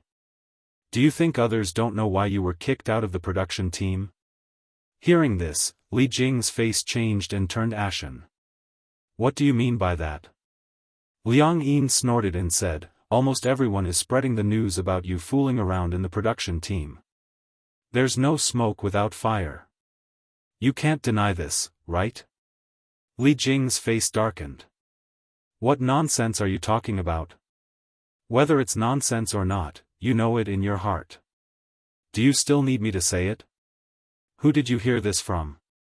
Liang Yin did not expose Hua Jin. She subconsciously felt that Li Jing was a rather sinister woman. She had also heard that anyone who could enter the entertainment industry definitely had some tricks up their sleeves. Therefore, she did not dare to reveal what Hua Jin had said. She only said, it's not just one person who said that. It spread throughout the crew. Everyone doesn't say it on the surface, but in their hearts, they all know why the director sent you flying. So, don't suspect that I'm the one who squeezed you out and stole your role. If you acted well and the director was satisfied, would he need to send you away? Humph. Li Jing immediately calmed down and sneered, but there was obvious sarcasm. Do you think I don't know? Was the director satisfied? My acting skills are not something a fledgling like you can compare to. Ha! Liang Yin didn't want to waste her breath arguing with this kind of person. She knew that Li Jing was mocking her. She must have followed the unspoken rules of the assistant director. She was no longer the Liang Yin of the past. She couldn't tell what was going on, but she couldn't be bothered to point it out. It wouldn't do her much good to argue with a narrow-minded person like Li Jing. So, she brought Qin Zhou into the picture. As you know, I'm an artist personally managed by Qin Zhou. Just like you said, if I really relied on underhanded means to get to where I am, aren't you afraid of offending me and Qin Zhou? Qin Zhou had previously told her. If they were to encounter any troublesome matters, then they would not hesitate to use his name to suppress the situation. In the entertainment industry, there was no situation that Qin Zhou couldn't handle. Sure enough, when she heard Qin Zhou's name, Li Jing did retreat. Just as Liang Yin thought, she really didn't dare to offend Qin Zhou. Chapter 3991. Liang Yin didn't want to be entangled with her any longer and returned to her seat. At that moment, Qin Zhou had already arrived. Liang Yin sat down slowly. When she saw Qin Zhou, she put aside the unhappiness from earlier and said to him, "Why are you so late? You still have the cheek to talk about Qin Zhou." Hua Jin complained, "Didn't you go to the washroom? Why did you take so long?" As he spoke, Hua Jin noticed from the corner of his eye that Li Jing had also returned to the seat next door with a gloomy face. He could not help but feel suspicious. Seeing that Li Jing had also returned from the direction of the restroom, he asked Liang Yin, "Was she in the restroom just now?" "Yeah. She didn't deliberately make things difficult for you, right?" Hua Jin probed with concern. Liang Yin immediately smiled. "She knows that I'm under Qin Zhou, so she wouldn't dare to make things difficult for me. Humph, humph, humph. She's like a fox assuming the tiger's might. Hua Jin laughed. When Qin Zhou heard this, he more or less understood what was going on. Meeting Li Jing here by chance, Li Jing knew about Liang Yin. She also knew that the role of Gu Huanyao had been replaced by Liang Yin. Losing such an important role was enough for Li Jing to be depressed. It was inevitable that she would wonder what methods Liang Yin had used to get the role. Qin Zhou kept this matter in his heart and planned to deal with this stumbling block later. Even though Li Jing wasn't an important role, it was necessary to show her who was the boss. Liang Yin hadn't officially debuted yet. This thorn in her side definitely couldn't be left alive. Let's eat, Qin Zhou said. Liang Yin and Hua Jin looked at each other and started eating. As Qin Zhou ate, he asked, "The day after tomorrow is the little princess's birthday. Have you thought of a gift?" Hua Jin slapped his forehead. "I haven't bought anything yet. I don't know what to buy." Soon, Yueyao would turn 3. This child's gift was the hardest to think of. Giving her jewelry would be too tacky. After all, the other party was a 3-year-old child. The gold and silver jewelry were all given by the older generation. Children would definitely like children's items, but this was the most difficult thing to imagine. Building blocks? The Mu family's children's room was filled with the most popular toys. Yueyao's second brother was the chairman of Liji Holdings. It could be said that all of Yueyao's childhood toys had been bought by Yu. He couldn't give her the toy. Then, Hua Jin probed Qin Zhou, "What do you plan to give her?" "I've already ordered a BJD doll a year in advance. It's made according to Yueyao's appearance. It's a private custom-made one." Hua Jin was speechless. "That should be very expensive, right?" "It's not expensive. It's only $300,000. How could this be called not expensive?" Hua Jin's lips twitched. This Qin Zhou was too cunning. He had actually started planning this year's birthday gift a year in advance. This time, Hua Jin was very troubled. He didn't know what to give her. Liang Yin, who was standing beside him, was even more confused. A few $100,000 was not expensive? Poverty had limited her imagination. Hua Jin said, "Liang Yin, let me ask you something." "What? What gift did you wish to receive when you were young?" When Liang Yin heard this, she looked a little uncomfortable. "I didn't celebrate my birthday when I was young." "Why?" "Because," Liang Yin laughed dryly. "No one remembers my birthday. After a while, I felt that birthdays were not necessary." Chapter 3992. She had grown up in a broken family and had never had a complete family, let alone a complete birthday. It was as if her birth wasn't worth celebrating. Hua Jin saw the loneliness on her face and thought that he had touched her sore spot. He said awkwardly, "Sorry." "Ah, why are you apologizing?" Liang Yin hurriedly explained, "Actually, I don't think it's a big deal. I don't really care about birthdays, but if it were me, when I was young," she thought for a while and said slowly, "No matter what the present is, as long as it's a birthday present, I will like it very much." "Really?" "Yeah. Actually, it doesn't matter what the present is. What's important is the thought behind it. When you open the present, nothing can compare to the feeling of anticipation. It doesn't matter if it's expensive or not. What's important is the feeling of anticipation and surprise." Qin Zhou looked deeply at Liang Yin but didn't say anything. Instead, he pretended to ask casually, "When is your birthday?" I don't seem to remember. I don't really celebrate my birthday." Hua Jin asked Qin Zhou, "Help me think. What should I choose for Yueyao's birthday?" "Think about it yourself." Qin Zhou snorted. "Don't you think it's a little late to be thinking about a birthday present now? If you had prepared it earlier, you wouldn't have been so flustered." Hua Jin ignored him and said to Liang Yin, "Accompany me to the mall tomorrow." Qin Zhou immediately interrupted Hua Jin. "She has class tomorrow. If you want to go, you can go by yourself." Hua Jin's face was full of resentment.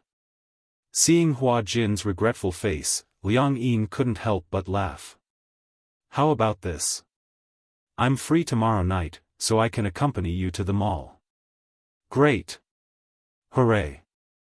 Hua Jin gave Qin Zhou a look as if he was showing off.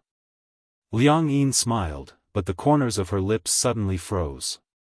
She didn't know why, but she was inexplicably envious of Yueyao. There was even an element of jealousy. Of course, her jealousy wasn't malicious. She was simply envious that Yueyao was able to grow up in such a beautiful environment. Her mother doted on her, and her father doted on her. Everyone in the family treated her like a precious pearl. People were born different from each other. At night, when Qin Zhou returned home, he passed by the study. He suddenly thought of something and walked into the study. There was a stack of documents on the desk. He casually picked it up and pulled out a few pages. He flipped to one of the pages. It was information about Liang Yin. On it was Liang Yin's ID number. With the ID number, Qin Zhou obtained her date of birth. Generally speaking, the birth date on the identity certificate was usually the Gregorian calendar. Then, in terms of the lunar calendar, at the beginning of the next month. Qin Zhou smiled, closed the file, and left the study. Hua Jin pestered Liang Yin to go to the mall to buy a gift. In the end, under Liang Yin's guidance, they finally chose a princess dress. Liang Yin liked it very much. Hua Jin didn't know how to choose a birthday gift for a girl. But when he saw that Liang Yin had chosen a dress that was suitable and beautiful, he bought it for 20,000 yuan. Chapter 3993. It happened to be the weekend on Yueyao's birthday. Hua Jin originally wanted to bring Yueyao along, but Yueyao had to stay with the crew to catch up on the progress. Therefore, she asked Hua Jin to bring the gift she had prepared for her. Hua Jin did not expect Liang Yin to be so thoughtful as to secretly prepare a gift. He did not know what she had prepared. Along the way, his curiosity was about to explode. He stared at the gift box anxiously, but in the end, he restrained himself. When Hua Jin arrived at the Mu family's house with Liang Yin's gift, he realized that the gifts from relatives and friends were piled up on the floor of the living room. Unspoken sat on the floor with Yueyao in her arms, encouraging her to open the gifts. On the side, Yu and Shao Yichen provided assistance. After all, it was really tiring to open so many gifts. All the guests stood at the side with smiles on their faces, watching Yueyao open the gifts. Everyone wanted to see if Yueyao liked the gifts they had given her. Most of the guests were close to the Mu family. Some were senior executives of Xingyu Financial Group, and some were personal friends of Mu Yaja and Unspoken. Hua Jin glanced casually and saw a key lying quietly in a diamond-studded gift box at the side. This key was quite retro. It had a hollow rose pattern, like the style of a medieval European palace. He asked Unspoken curiously, "Who gave you this key?" Unspoken looked up and smiled helplessly. "Shao Jia gave it to me." "He gave you a key?" Hua Jin was a little suspicious. He picked up the key, but could not figure out what it was. He did not know what the purpose of this key was. Unspoken said helplessly, "It's the key to a castle." Hua Jin was speechless. Gong Jia gave Yueyao a castle. Had he always been so generous? The castle. I heard that it also comes with an island. Hua Jin mumbled, "What a big deal." Little Jia said that he only has one niece, so of course he has to give everything he has. However, I also joked that if he gave Yueyao a castle and an island every year for her birthday, he would probably go bankrupt before Yueyao reached adulthood. Yu looked up and revealed a sinister smile on her exquisite face. "When it's my birthday, he'll give me a castle too. That'll be interesting." As far as he knew, Gong Jia owned 4 castles, 6 islands, and 3 private jets. Xiao Yichen had always been thinking about the super-luxury yacht under Gong Jia's name. He planned to ask him for it on his birthday. Hua Jin carefully put the key, which was worth tens of millions of dollars, aside and rubbed his hands. At the same time, he passed the birthday gifts that he and Liang Yin had prepared for Yun Shishir. Here. This is the birthday gift I prepared for Yue Yao. Yun Shishir took it and realized that there were 2 gifts. Why did you give me 2? One is for Liang Yin. Liang Yin. Ah. Yun Shishir suddenly remembered. Is she the girl who was with you on that vacation? Yeah. By the way, the gift is here. Why don't I see her? Chapter 3994. Hua Jin said, she's been busy recently and didn't have time to come, so she asked me to send the gift over. She said that she wanted to thank you for your hospitality and care last time. Also, she asked me to wish Yue Yao a happy birthday. As he spoke, he suddenly felt a chill run down his spine. Did humans really have a 6th sense? At least, he felt that they did. Because, he really did feel that a terrifying demon king was standing behind him. Hua Jin turned around in horror, only to see Gong Jia standing behind him, looking down at him. Gulp. The sound of him swallowing his saliva. Yun Shishir looked at Hua Jin and then at Gong Jia, not knowing whether to laugh or cry. She didn't know why, but whenever the 2 of them met, there would always be a tense confrontation. They couldn't get along well at all. Yun Shishir helplessly tugged at Gong Jia's sleeve and asked hesitantly, You. Why are you staring at Hua Jin like that? It's as if you want to swallow him alive. Gong Jia turned around. When he faced Yun Shishir, he immediately smiled gently. Why would I? Sister. When he faced Yun Shishir, his smile was as gentle as it was gentle. Hua Jin quickly diverted his attention. He squatted in front of Yue Yao and clapped his hands to attract her attention. Uncle Hua Jin will open the present with you, okay? Yue Yao shook her head and said in a childish voice, I can't open it anymore. I want to play with this. The little fellow was only 3 years old. She still had a childish voice.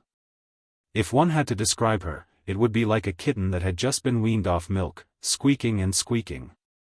She had just grown a new row of teeth, and when she smiled, it was as if she was encrusted with a beautiful shell. Because it was her birthday, Yun Shishir helped Yue Yao change into a beautiful princess dress. The fluffy skirt wrapped around her fair and tender legs, and she wore a crown of the Ice Snow Princess series on her head. Anyone who saw her couldn't help but want to hug her. However, not everyone could hug this noble little princess. With Yu Yu and Xiao Yichen around, and Mu Yaja, Yue Yao's little feet usually didn't even have a chance to touch the ground. Yun Shishir always said that even if she was a girl, she should not be so spoiled, lest she developed princess syndrome. In the end, what did Mu Yaja say? Mu Yaja's daughter, is a princess syndrome?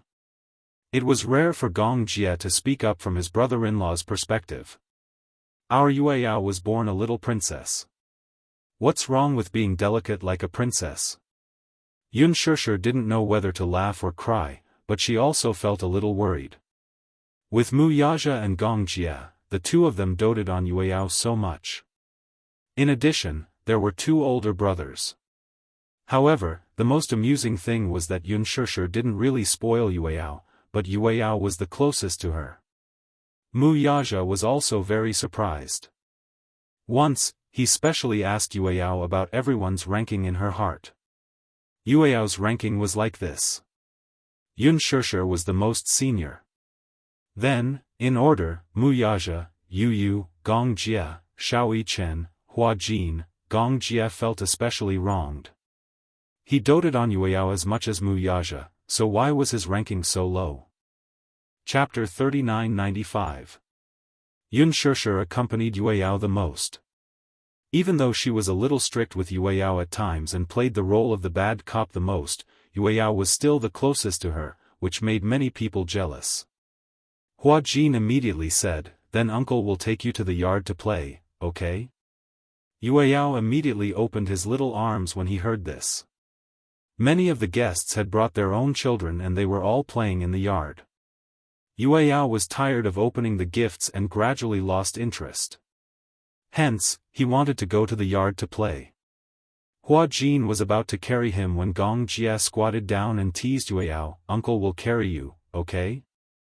Yueyao looked at Hua Jin, then at Gong Jia. Suddenly, he threw himself into Hua Jin's arms.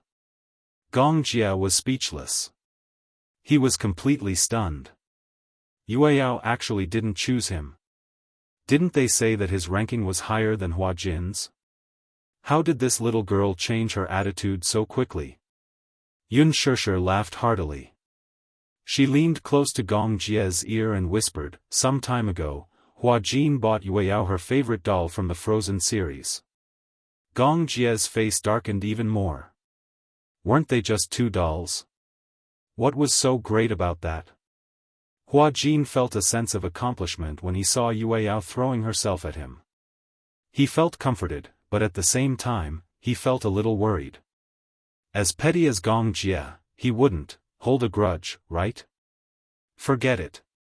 Anyway, he had always been at odds with Gong Jia. It wasn't a big deal to hold a grudge against him. Hua Jin carried Yueyao and walked into the yard.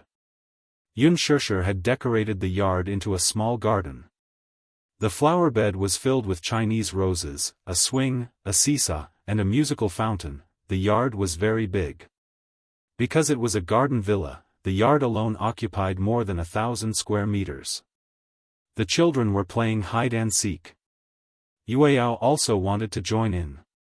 However, Hua Jin was afraid of playing hide-and-seek. It was inevitable that he would have to hide and walk. If he accidentally fell and left a faint scar on the little princess's flawless body, Mu Yaja and Gong Jia would definitely have the urge to chop him up. Hence, he was easy to coax. Fortunately, Yueyao was easy to coax. And let her obediently sit on the swing, and let Hua gently push her from behind.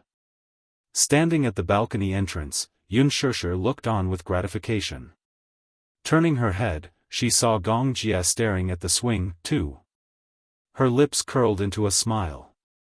"Have you been busy recently? I went back to the Gong residence a while ago." Gong Jia paused for a moment before replying nonchalantly, "He wants to meet you."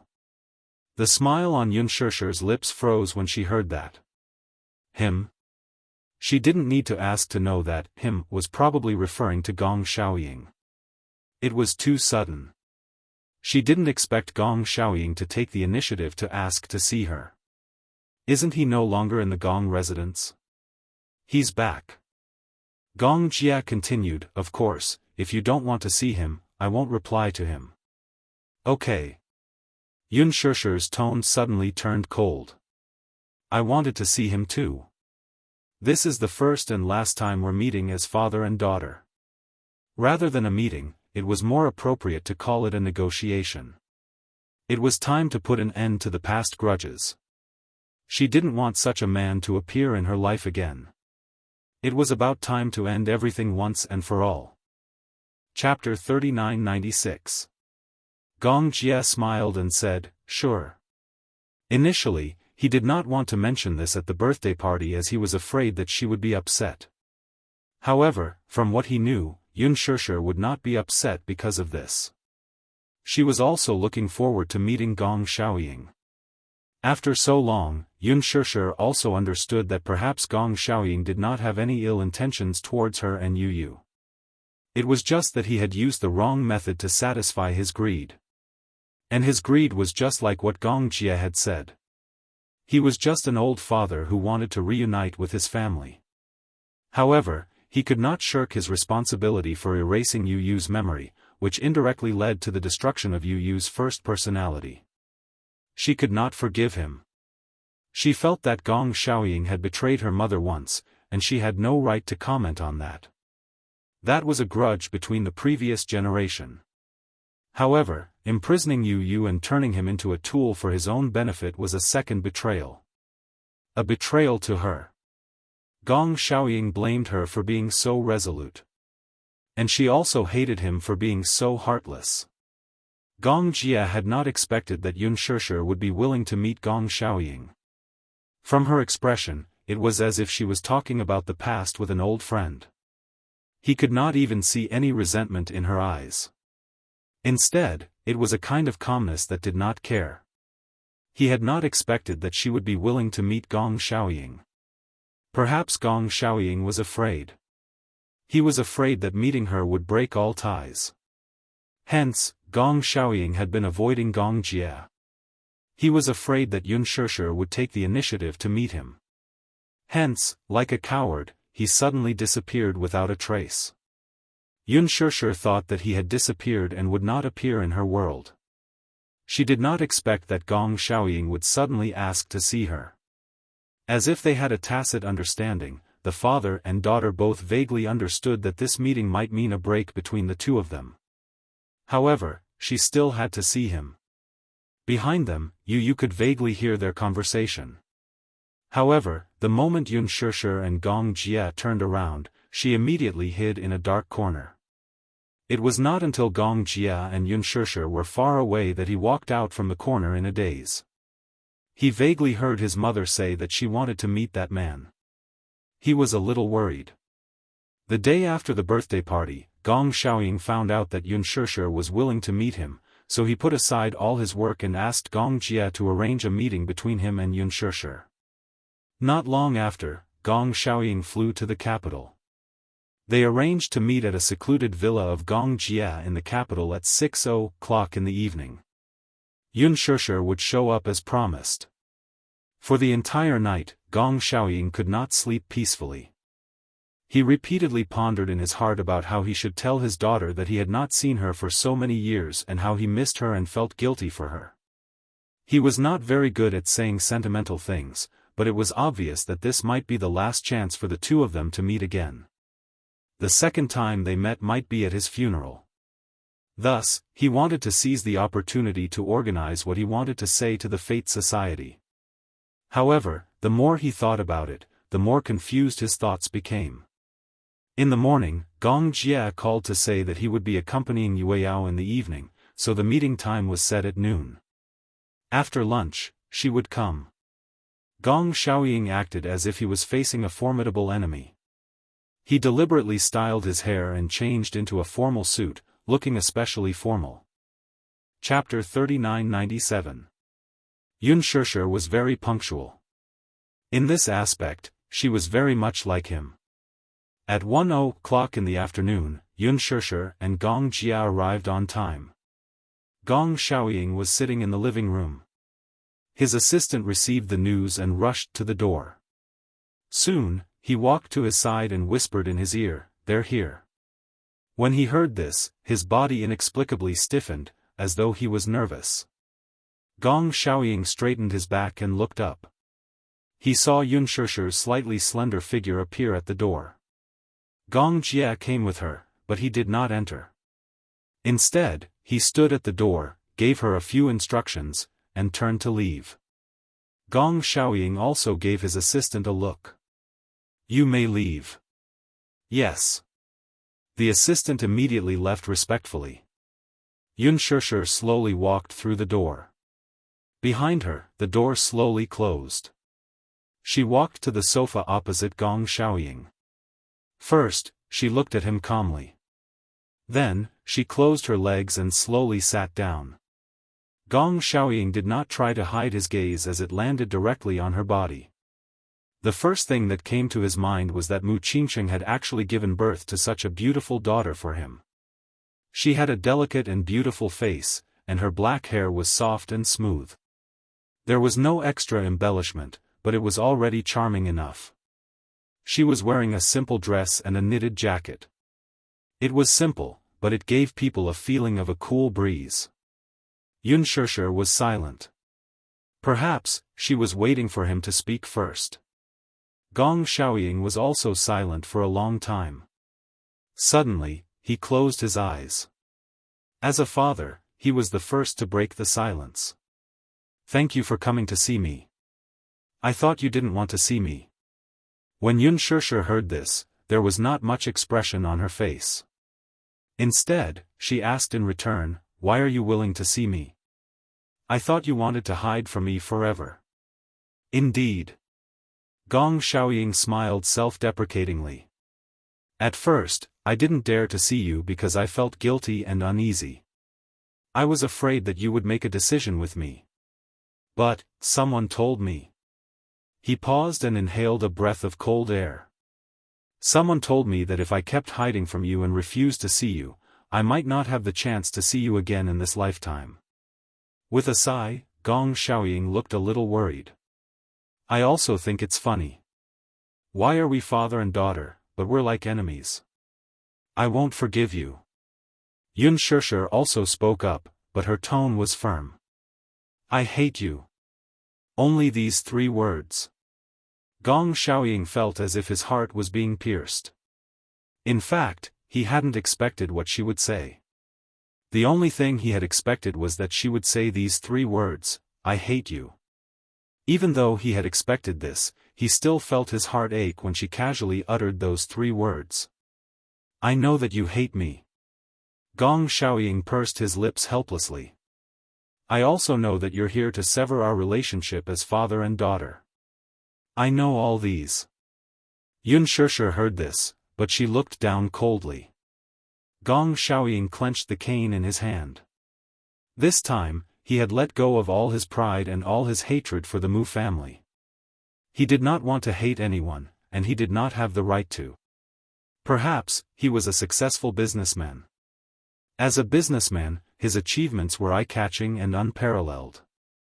But whether it was as a husband or a father, he was a failure. Chapter 3998. As her husband, he had made that woman wait her whole life, but he did not return. As her father, his daughter had turned against him and told him that she hated him. She even wanted to cut off their father-daughter relationship. Gong Xiaoying knew that he was guilty. However, he hoped that Yunshishi could return to his side and reunite with him. However, he had used the wrong method. He had pinned the feud between the Gong and Mu families on Yunshishi. The saddest thing for a person was to gradually become the person he hated the most. He used to hate the Mu family so much, but now, he had become the executioner he hated the most. "I'm sorry." Gong Xiaoying sighed heavily. He looked up and in an instant, there was a lot of vicissitudes in his eyes.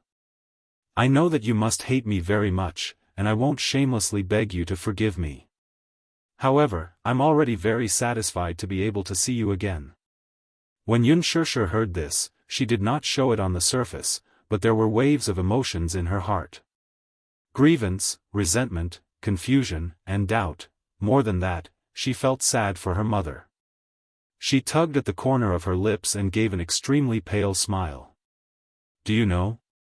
You're sorry, but no matter how many times you say it, it's useless.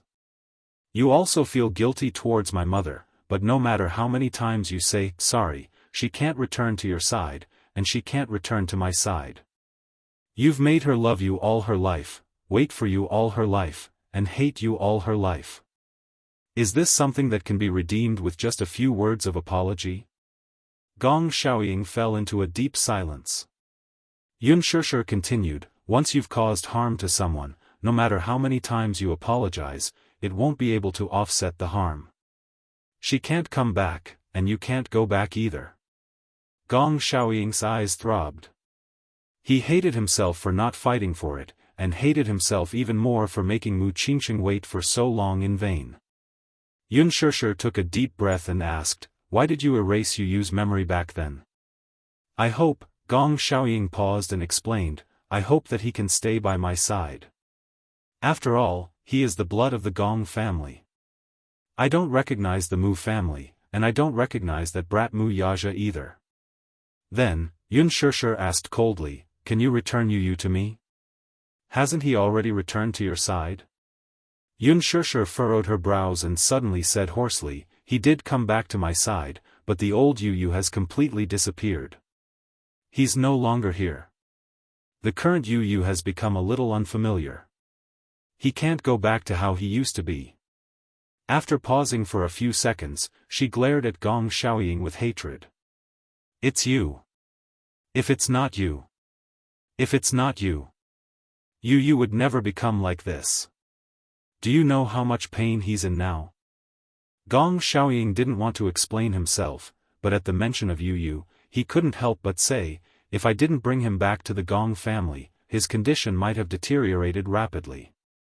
Do you know his condition? Yun Shishir was stunned. His condition isn't optimistic. If he didn't recuperate in the Gong family, his organs might have gradually withered. Gong Xiaoying wasn't lying about this. This was also the reason why Gong Jie didn't hate Gong Xiaoying that much. Chapter 3999. And reality had proven that Gong Xiaoying's actions were indeed effective. Yu Yu's health was gradually improving. His heart's function had also increased by more than 5 times. At least, his body was no longer as weak as before. It was just that Gong Xiaoying did not tell anyone. It was fine if others misunderstood him. But Yun Shishir could not. He still had a selfish motive. He wanted to let her know his good intentions clearly. At least, for this reason, even if she did not forgive him, at least she did not want to cut off all contact with him. This was already a plea. Gong Xiaoying was such a proud man. He was high-spirited and arrogant all his life. Only in front of Yun Shishir did he lower his voice. Perhaps it was because Yun Shishir and Mu Qingqing looked too much alike. When he saw this daughter, it was as if he could see through her soul and see the woman he once loved deeply. His heart melted into a puddle. He poured all the guilt and love he had for Mu Qingqing into her, hoping to make up for his regrets and mistakes. Whether she appreciated it or not, he could not decide. He only hoped that even if she pitied him, she would not be so ruthless. Don't think that I'm her. Are you trying to brush me off with such words? Yun Shishir said angrily, You can't go back to how he was before, and this is all thanks to you. Gong Xiaoying, what is your heart made of? Is it cold? You caused my mother to suffer for her entire life, and you want to turn my world upside down before you are satisfied, right? Gong Xiaoying shook his head. But he could only shake his head. He could not explain anything else. Can you think of a way to make him go back to how he was before? Yun Shishir bit her lip hard and clenched her fists nervously. She was looking forward to Gong Xiaoying's other methods to wake up the old Yu. She wanted the old Yu to come back. Gong Xiaoying said calmly, he has a split personality. Do you know about this? Yun Shishir said, now I know. I didn't know about this before. Because he's too good at hiding. Gong Xiaoying's eyes revealed a rare look of admiration. This child has always known how to dote on others. He dotes on you and wants to protect you, so he only reports the good news and not the bad news. Is there no other way? Gong Xiaoying said, what if I say yes? Yun Shishir's originally lifeless eyes seemed to have been dyed with light all of a sudden. Her eyes widened. Really? Or, we can go back to the past and have the 2 personalities live in the same body. However, this is very painful. 2 personalities coexisting is very dangerous. Sooner or later, he won't be able to bear the burden. Because his 2 personalities are opposites, they will never be able to merge or accept each other. They are destined to clash. Yun Shishir's heart ached when she heard this. The old Yu had 2 personalities coexisting. In front of her, he was innocent and obedient, kind and pure. But the other side was perhaps unimaginably cold. Did they have to go back to this? She couldn't bear to. She didn't want Yu to suffer like this. Then, didn't you say there was another way? Yun Shishir was full of hope. What is it? Gong Xiaoying raised his eyes. His once handsome face was now filled with vicissitudes. Or, We can awaken the first personality and let that personality kill the second personality with his own hands so that the first personality can regain his dominant position. Chapter 4000. The corners of Gong Xiaoying's lips curved upwards. In fact, the first personality will never be killed. That's because the first personality is the original personality while the second personality is a derivative personality. Many studies have shown that other than the first personality, all other personalities will be killed except for the first personality. Even if he disappears, he will be temporarily sealed up. The way to awaken the first personality is very simple. However, if you want the first personality to take over, unless the first personality kills the second personality, it's very difficult to do so. Yunshushi felt a stab of pain in her heart. Regardless of whether it was the first personality or the second personality, they were both her Yu. Whether it was the kind Yu or the cold Yu, they were both her flesh and blood. Regardless of which personality it was, she didn't want to give up easily. The first personality killing the second personality? Why did she have to make Yu go through such a cruel decision? No, Yunshurshi's lips suddenly trembled violently. Is there no other way? Gong Xiaoying shook his head silently. Shurshir, I understand your feelings. Just like me, I also hope that Yu will be well. It's just that there's no way to make it perfect. You understand my feelings? When Yunshushi heard that, she sneered coldly. You understand? If you understand, you won't be so cruel as to kill Yu's first personality. I didn't kill it. Gong Xiaoying's tone was very calm. No matter how good I am, I can't infiltrate the child's consciousness. What I'm saying may sound a little abstract, but to put it simply, other than the second personality, no one can communicate with the first personality. Yunshurshi's face froze as if she was frozen. I don't believe it, her gaze was empty as she muttered, I don't believe that there's only one cruel way. There must be another way. Shurshir, Yunshushi suddenly stood up. You're not allowed to call me that. You have no right to call me that. Gong Xiaoying was speechless. He didn't dare to say anything else, afraid that he would accidentally say something that would anger her. She was too sensitive. He had to tread carefully. Calm down. Maybe there are other ways. Give me a little more time. I'll definitely think of something. No need. What method can you think of? The only method you can think of is the cruel method. The only method you can think of is to kill the personality cruelly. You are the executioner. In a fit of anger, Yunshushi spoke without thinking. Because of her words, Gong Xiaoying's heart ached so much that he almost suffocated. However, he did not say a word. He remained silent and let her vent. He understood that her emotions had accumulated to a critical point and needed to explode. He allowed her to vent her emotions. That's all for today. I hope you can respect yourself and stop interfering with my life in the future. Yunshushi added, no matter what, Yu is my son. No matter what, I will find the old Yu. You don't have to worry about anything else. After saying that, she left without looking back. Gong Xiaoying stood up and wanted to chase after her. However, when he saw how determined she was, he didn't have the courage to do so. He had lost. He admitted defeat. However, he had only himself to blame. Chapter 4001. Gong Xiaoying let out a heavy sigh and fell back onto the sofa. His face was expressionless. The door opened again. Gong Jie walked in and saw him sitting in the dark, looking desolate. He finally spoke. Father. Gong Xiaoying grunted. How is she? She left. I've already asked the chauffeur to send her back. Send her back. Otherwise, I won't be at ease.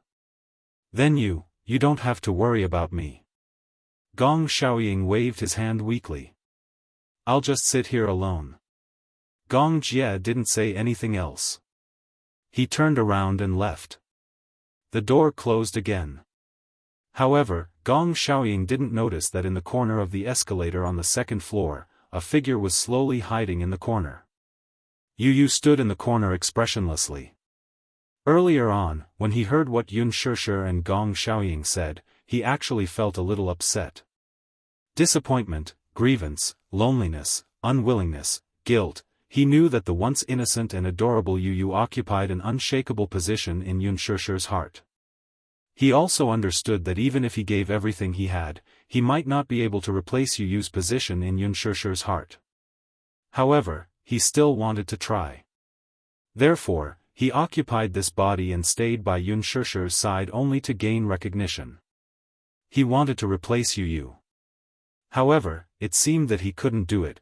No one could ever replace another person. Everyone was independent and no one could replace them. But why couldn't he? Was he not good enough? Was he not as good as Yu Yu? He was already trying hard to change. His mother liked to see him smile. Even though he wasn't used to smiling in front of others, he was trying hard to become sunny and play the role of an innocent and pure person.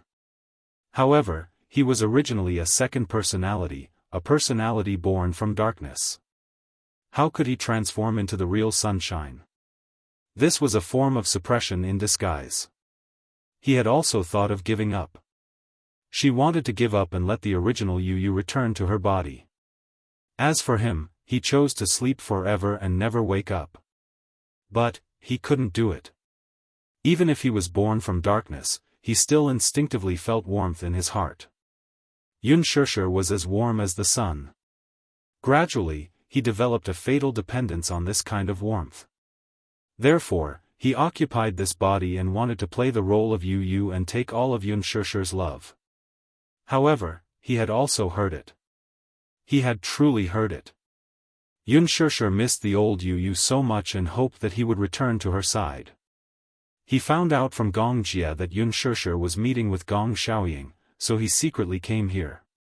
He did not tell anyone because he was worried. Thus, he secretly hid on the second floor and overheard their conversation. However, when he heard Yun Shishir's true thoughts, he couldn't help but feel a little sad. Could it be that he wasn't needed? Yu Yu couldn't help but doubt himself. She seemed to miss the old Yu Yu. But what about him? Didn't she need him? Couldn't he replace him? Then, what was the point of his existence? Yu Yu clutched his heart and squatted down with a lonely expression, hugging himself helplessly. He also longed for warmth. He was also Yu Yu. He was also a part of this life. Why was he not needed? Why was he so rejected? Chapter 4002. At the same time, something that Gong Xiaoying said reminded him of something. The first personality will never be killed. Was that really the case? Yu Yu pondered over this sentence and felt a tinge of fear in his heart. The first personality would never be killed, but the second personality would disappear forever. He was the second personality. He could be killed by the first personality. Disappear from this world forever. Yu Yu furrowed his brows. There was a look of hesitation and conflict on his exquisite and handsome face. It was as if he had finally made up his mind. The corners of his lips curled into a cold arc. When Gong Jia and Yun Shishir returned to the Mu residence, they didn't see Yu Yu. They couldn't help but feel a little nervous. Xiao Yichen was taking an afternoon nap. Yun Shishir shook him awake and asked him where Yu Yu had gone. Xiao Yichen said, "Isn't Yu Yu at home?" The two of them looked at each other. Yun Shishir finally panicked. Why wasn't Yu Yu at home? If he wasn't at home, where could he have gone? It had been more than a year since that incident. Yu Yu had returned from Ashland Island. She still remembered that when he had just returned, he was extremely cold towards her and Mu Yaja. Yun Shishir's heart ached for him because he had lost all his memories. That was why he had become so cold. However, she cherished what she had lost even more now that she had regained it. She patiently accompanied him and cared for him. In the end, Yu gradually stopped being estranged from her and was no longer so cold towards her. He gradually accepted both Mu Yaja and Xiao Yichen and was willing to accept this family. At first, she was still worried that Yu would leave her secretly one night. However, even though Yu wasn't as innocent and adorable as before, he had gradually opened up to her. He had also started to like sticking to her. Yu usually wouldn't run around. Something must have happened. He had started to dote on her and wouldn't let her worry.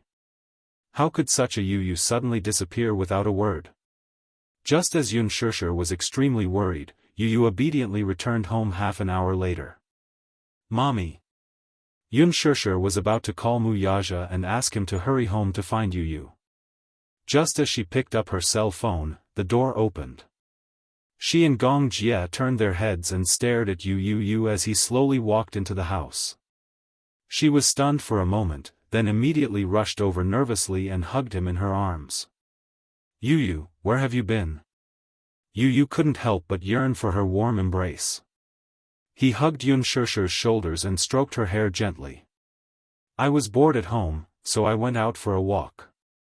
His tone was extremely affectionate, but he sounded a little dazed as he spoke. He saw Yun Shishir's nervousness, but he also felt a little lost. Was this worry real?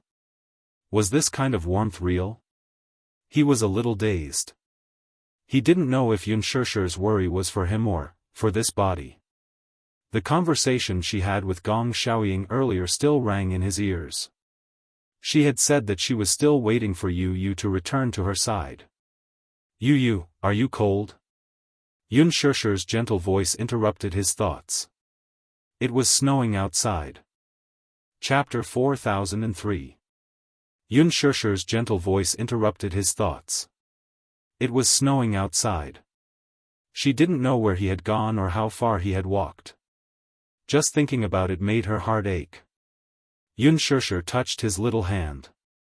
It was icy cold. Her heart ached as she held it and rubbed it for him. Mommy.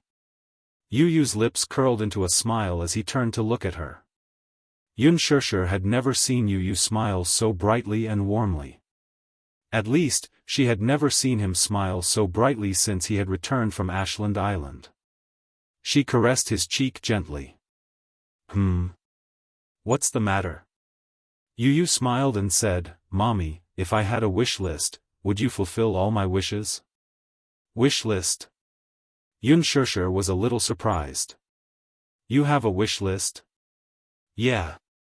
Yu nodded and said, yes. I have a lot of wishes. Mommy, are you willing to fulfill them? If Mommy can fulfill them, Mommy will definitely fulfill them. Yu's face broke into a rare smile. He pursed his lips and smiled shyly. However, he immediately regained his usual calm expression. Then you can't go back on your words. Yeah, when have I ever gone back on my words? Yun Shishir said as she kissed his rosy cheeks. At night, Xiao Yichen walked into the room and saw Yu sitting on the bed. He was holding a notebook and scribbling with a fountain pen. Yu was used to using a fountain pen. The most surprising thing was that he had never practiced writing with a fountain pen before. However, his handwriting with a fountain pen was especially delicate and beautiful. Xiao Yichen didn't know what he was scribbling on. He looked over curiously. However, Yu sensitively closed the notebook and glanced at him warily. What are you doing? Looking, what are you drawing? I'm drawing you. Xiao Yichen was pleasantly surprised. Really? As he spoke, he reached out to snatch the notebook from Yu's hand. However, Yu immediately dodged him. He picked up the notebook and slapped it hard on his forehead. Xiao Yichen covered his forehead in pain and complained pitifully, "Why did you hit me? How pretentious." Yu scoffed. Aren't you supposed to be able to take pain? Why are you groaning in pain? Xiao Yichen was speechless. He crossed his arms angrily and asked angrily, "You secretly drew me. Can't I see how you drew it? I didn't ask you to look, so don't look." As Yu spoke, she turned around and flipped open her notepad. She held a fountain pen and started scribbling. Seeing that Xiao Yichen really didn't want to show it to him, Xiao Yichen didn't want to be snubbed. He lay down on the bed and played games on his phone. Yu Yu glanced sideways and looked deeply at Xiao Yichen. Then, she quietly wrote on her notepad. I want to celebrate my birthday with Xiao Yichen. Here. Yu Yu handed an exquisite notebook to Yun Shishir. Yun Shishir was a little surprised. What's this? Yu Yu's wish list. Yun Shishir couldn't help but laugh. She originally thought that he was just joking about his wish list. She didn't expect him to really come up with a wish list. She flipped to the first page. On the title page, Yu Yu had drawn a cartoon version of his family photo. His drawing skills were exquisite, and the cartoon version was very casual. Chapter 4004. On the first item of the wish list, Yu Yu wrote, I want mommy to give me a morning kiss every morning and a good night kiss every night before I go to bed. Yun Shishir smiled, gently hugged the back of his neck, and gave him a kiss. Mwah. Good morning, Yu Yu. Yu Yu pursed his lips and blushed.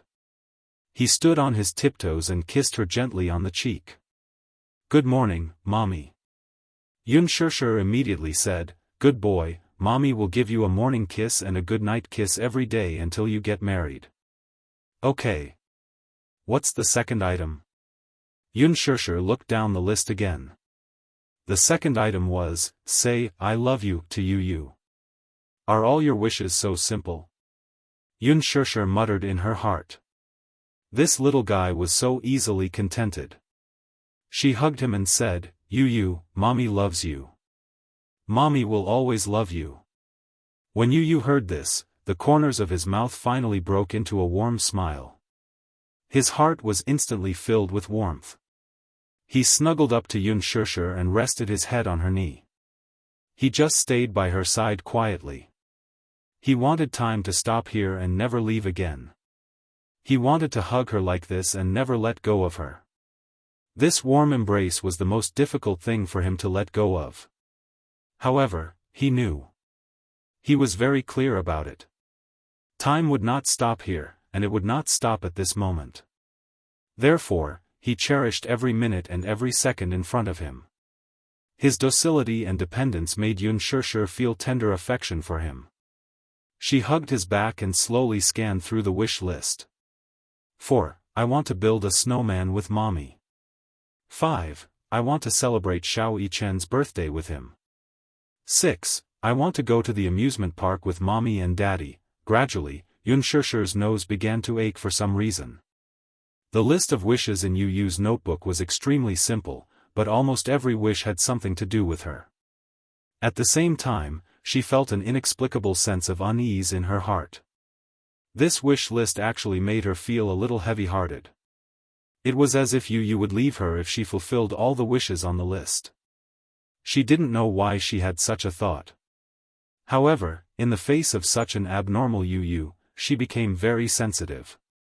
In the past, Yu Yu would never take the initiative to stick to her. It was a feeling of having nothing to fear. It was as if a person's life was so long that there would always be many opportunities to accomplish many things. However, this wish list made Yun Shishir feel like Yu Yu was saying goodbye to her. It was as though he didn't have much time left with her. Therefore, he wanted to use the limited time he had to fulfill all his unfulfilled wishes and leave with no regrets. She didn't know why she had such a feeling.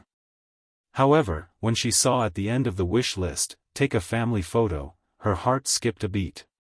She felt an inexplicable heartache. Why do you have this wish list?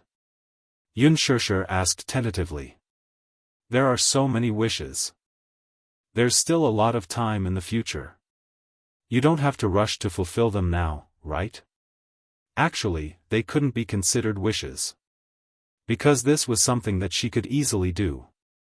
For example, go to the amusement park, celebrate his birthday, or make a cake for him, for example, take a family photo. Chapter 4005. Yu Yu buried his little face in her embrace as he mumbled this under his breath. I want it. I want it. Yu Yu raised his head. His domineering tone was no different from Mu Yaja's. Unspoken was a little helpless, but she let him do as he pleased.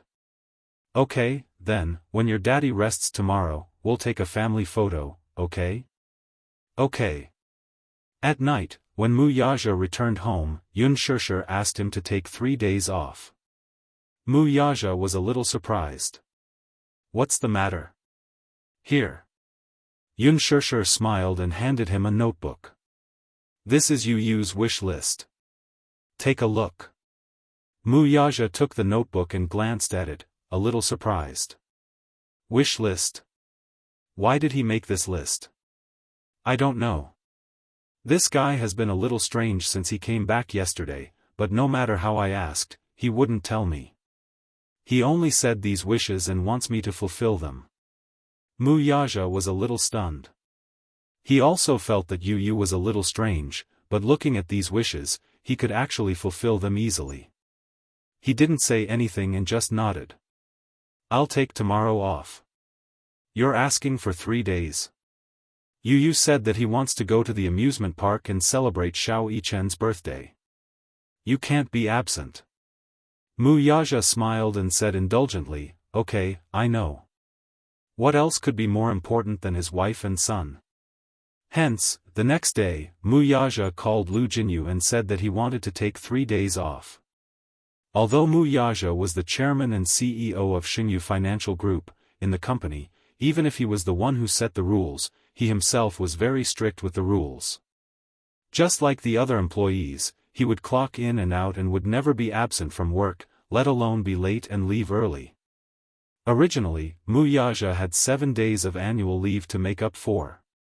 Lu Jinyu said that he got it, and for these few days, he would be in charge of everything. Unspoken had already contacted the photographer the night before, and she had also informed Gong Jia and Hua Jin. The photographer arrived very early and did makeup for Unspoken and Lisa. Hua Jin was the last to arrive. When he heard about this, he specially took leave from the production team to rush over. Now, everyone was here. Yu Yu was very satisfied. Because of his wish, so many people had cooperated with him. This made him feel incomparably warm. Unspoken had only put on light makeup, while Lisa had only tied up her hair.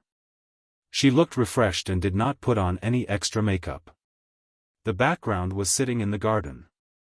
The camera and light board were set up, and there was a bench in front of the flower bed. The men were standing, and the women were sitting. Naturally, Yueyao was about to enter the scene as well. Unspoken meticulously dressed her up. She put on a red blouse and a furry hat for her. However, the little princess was still drinking yogurt and was about to start filming when Gong Jia carried her away. Now, he was too big of a movement, and the yogurt spilled on the ground. When the little princess saw this, her heart ached. As a little foodie, when she saw the yogurt spilled, she immediately lost her temper. She was so angry that she kicked Gong Jia, leaving footprints all over him. Gong Jia didn't know whether to laugh or cry. He didn't do it on purpose. He immediately bent down to kiss her. Wah! Yueyao's face was full of disdain. She was so angry that she slapped his face. Chapter 4006. Gong Jia didn't know whether to laugh or cry. He didn't do it on purpose and immediately bent down to kiss her. Yueyao was so angry that she slapped his face. She slapped Gong Jia's face with her little paws. The group of people laughed and rushed forward to coax the little princess in a hurry. They fought to take the little princess into their arms. Even though Gong Jia was covered in black shoe prints from Yueyao's kicks, he could not bear to give the little princess to anyone else. This was especially so when Hua Jin came to pick her up. He rolled his eyes at him fiercely. Yu Yu stood at the side and watched quietly. In the past, he was not used to such a noisy scene. He liked quiet, but after returning to the Mu family, not only did he get used to it, but he also integrated into such an environment. She felt that the family was only warm enough when they were quarreling. However, all of this didn't belong to him. Yu said softly in his heart, "Give me a few more days. Give me a few more days and I'll return everything that belongs to you." Yun Shishir took Yueyao from Gong Jie's arms. After the little princess was coaxed, she stopped crying and stopped making a fuss. She quietly lay on Yun Shishir's shoulder. Her dark eyes were still filled with tears, and her eyelashes were wet. It made her look pitiful. Yu walked over and stood beside Yun Shishir. He looked up at Yueyao and suddenly smiled and opened his arms. "Brother, hug." Yueyao blinked. At first, she was reluctant and shrunk her neck. Yu smiled and reached out his fingers to gently pinch her cheeks and ruffle her hair. It turned out that there was a telepathic connection between siblings. Yueyao and Yu looked at each other for a long time. Suddenly, she stretched out her hands and opened her pink lips. "Big brother, carry me." When Yun Shishir heard this, she realized that Yu was standing behind her and had been staring at Yueyao for a long time. She squatted down and Yu walked up to Yueyao and hugged her. Soon, Gong Jie also changed his clothes and went downstairs. Yun Shishir and Mu Yaja sat down. Yu hugged Yueyao and sat next to Yun Shishir. Basically, family photos were taken every year. But last year, because Mu Yaja was too busy with work and Yun Shishir took on a drama in the middle of the year, the two of them basically missed each other's free time, so they didn't have much free time. This time, it was just the right time to make up for it. The photos were taken on the spot and could be obtained immediately. One of them was enlarged, and the other was of normal size. They were placed in Yu's wish list. The so-called wish list was really simple and pure. For example, Yu wanted to celebrate Xiao Yichen's birthday with him. At the birthday party, he wanted to eat a cake personally made by Yun Shishir. Yun Shishir was worried about this. Although she would occasionally cook and bake, she would only stick to small cakes. She still felt a little guilty about making a proper birthday cake. Hence, the night before the birthday party, at 1:00 in the morning, she was still in the kitchen making the cake base. She had failed a few times before. It was either too hard or not fully cooked. It was because the proportions were not right. At 2:00 in the morning, the fresh cake base was finally out of the oven. Yun Shishir also made fresh cream, strawberries, and jam. Chapter 4007. At 2:00 in the morning, the fresh cake was finally ready. Yun Shishir whipped fresh cream, strawberries, and jam. In the middle of the night, Yu woke up and vaguely heard movement from the kitchen. He walked to the kitchen door in confusion, only to see Yun Shishir using the back of a knife to smooth out the cream on the cake. He couldn't help but be mesmerized. Yun Shishir was also immersed in making the cake, so she didn't notice the person standing at the door. Yu couldn't bear to disturb her, so he just watched as she smoothed out the cream, whipped the flowers, and embedded the slices of strawberries into the cake. He was about to go back to his room when he heard a surprised voice behind him. "Yu?" He turned around in surprise, only to see Yun Shishir turn around and look in his direction. Knowing that she had been discovered, she stuck out her tongue in annoyance. "It's so late, aren't you going to sleep?" Yu said, "I'm going to pee." "Have you peed?" Yu said, "I forgot." Yun Shishir was speechless. She couldn't help but laugh. Pinching his face, she said, "Hurry up and go pee. I want mommy to kiss me. Kiss me after you pee. Kiss me before I pee." Little Munchkin insisted and moved his face closer. She had no choice but to give him a peck on his rosy cheeks. Little Munchkin hurriedly moved the other side of his face closer. Full of anticipation, he hummed, "Here. Okay, it has to be symmetrical, right?" Yun Shishir kissed him on the other cheek. Yu also kissed her and turned to walk to the bathroom. Yun Shishir tilted her head and watched his back. She didn't know why, but Yu had been very intimate with her these few days. In the past, if she missed a goodnight kiss, he wouldn't deliberately go to her room to ask for one. Recently, Yu was indeed a little abnormal. However, this means that he has become more cheerful. Xianxia comforted herself. She carefully placed the cake into the freezer and went back to her room to rest. The next day, there weren't many people at the birthday party.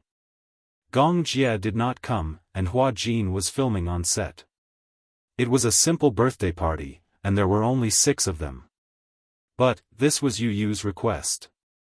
Since it was just a birthday party, he didn't want to make it a big deal. He wanted to make up for it because he hadn't had a birthday party with Xiao Yichen yet.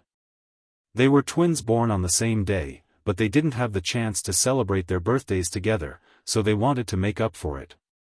When Xianxia pushed out the birthday cake that she had stayed up all night to make, Xiao Yichen was pleasantly surprised.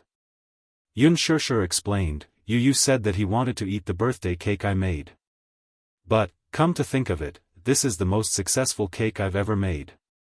If Yu didn't want to eat it, I probably wouldn't have tried to make it myself.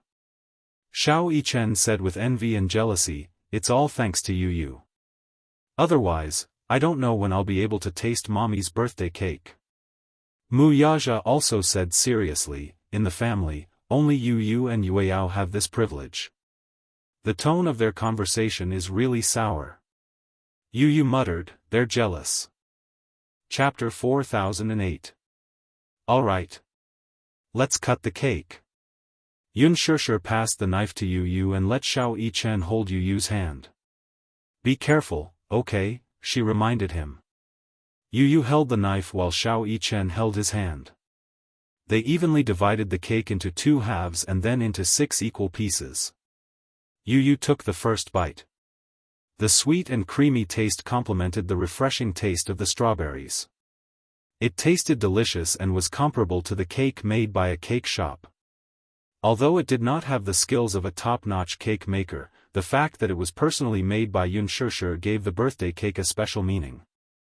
At night, Yu held on to his wish list and removed one of the items. Seeing that all his wishes were gradually being fulfilled and that only the amusement park item was left, he felt a sense of loss. In his dream, he woke up and realized that he was lying on the sea. Wave after wave hit his body, but he did not feel any pain. Yu stood up and saw that there was a black cage not far from the sea. A child in a white shirt was quietly curled up in the corner of the cage. He did not move at all. From afar, he looked like he was dead. He slowly stood up and walked toward the cage. When he stopped beside the cage, he raised his head and looked at the child curled up in the cage. He could not help but reach out to touch him. However, just as his fingertips were about to touch the child's exposed and empty arm, he retracted his hand. Yu pursed his lips and grabbed the edge of the cage expressionlessly. He exerted a little force and the cage instantly collapsed into ruins. This cage was the cage that imprisoned his first personality in his subconscious space. He was the only one who had the ability to open the cage. Now, he had broken the cage. In the ruins, the child in the white shirt gradually opened his eyes. He looked like he had been in a deep sleep for a long time. The blood in his body was frozen and he did not stand up for a long time. He was cold. He had been asleep for too long. Because his second personality had been suppressed, he had been imprisoned for a long time. After sleeping for so long, her consciousness would gradually weaken. Even though she would never disappear, she would never be able to replace her second personality.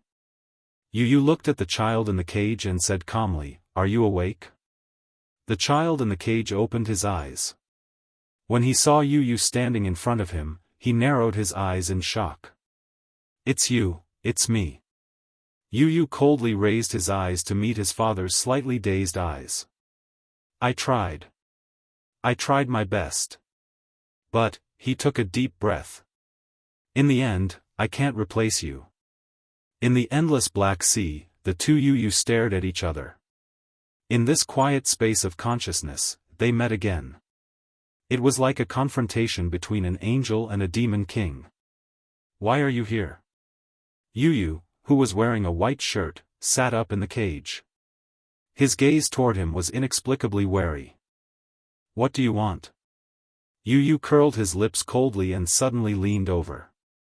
He placed his arms on the side of his shoulders and looked down at him, examining him without restraint. The white-shirted Yu was a little surprised by his actions. He froze and looked at him blankly. "What do you want?" Chapter 4009. He had been in a deep sleep for too long.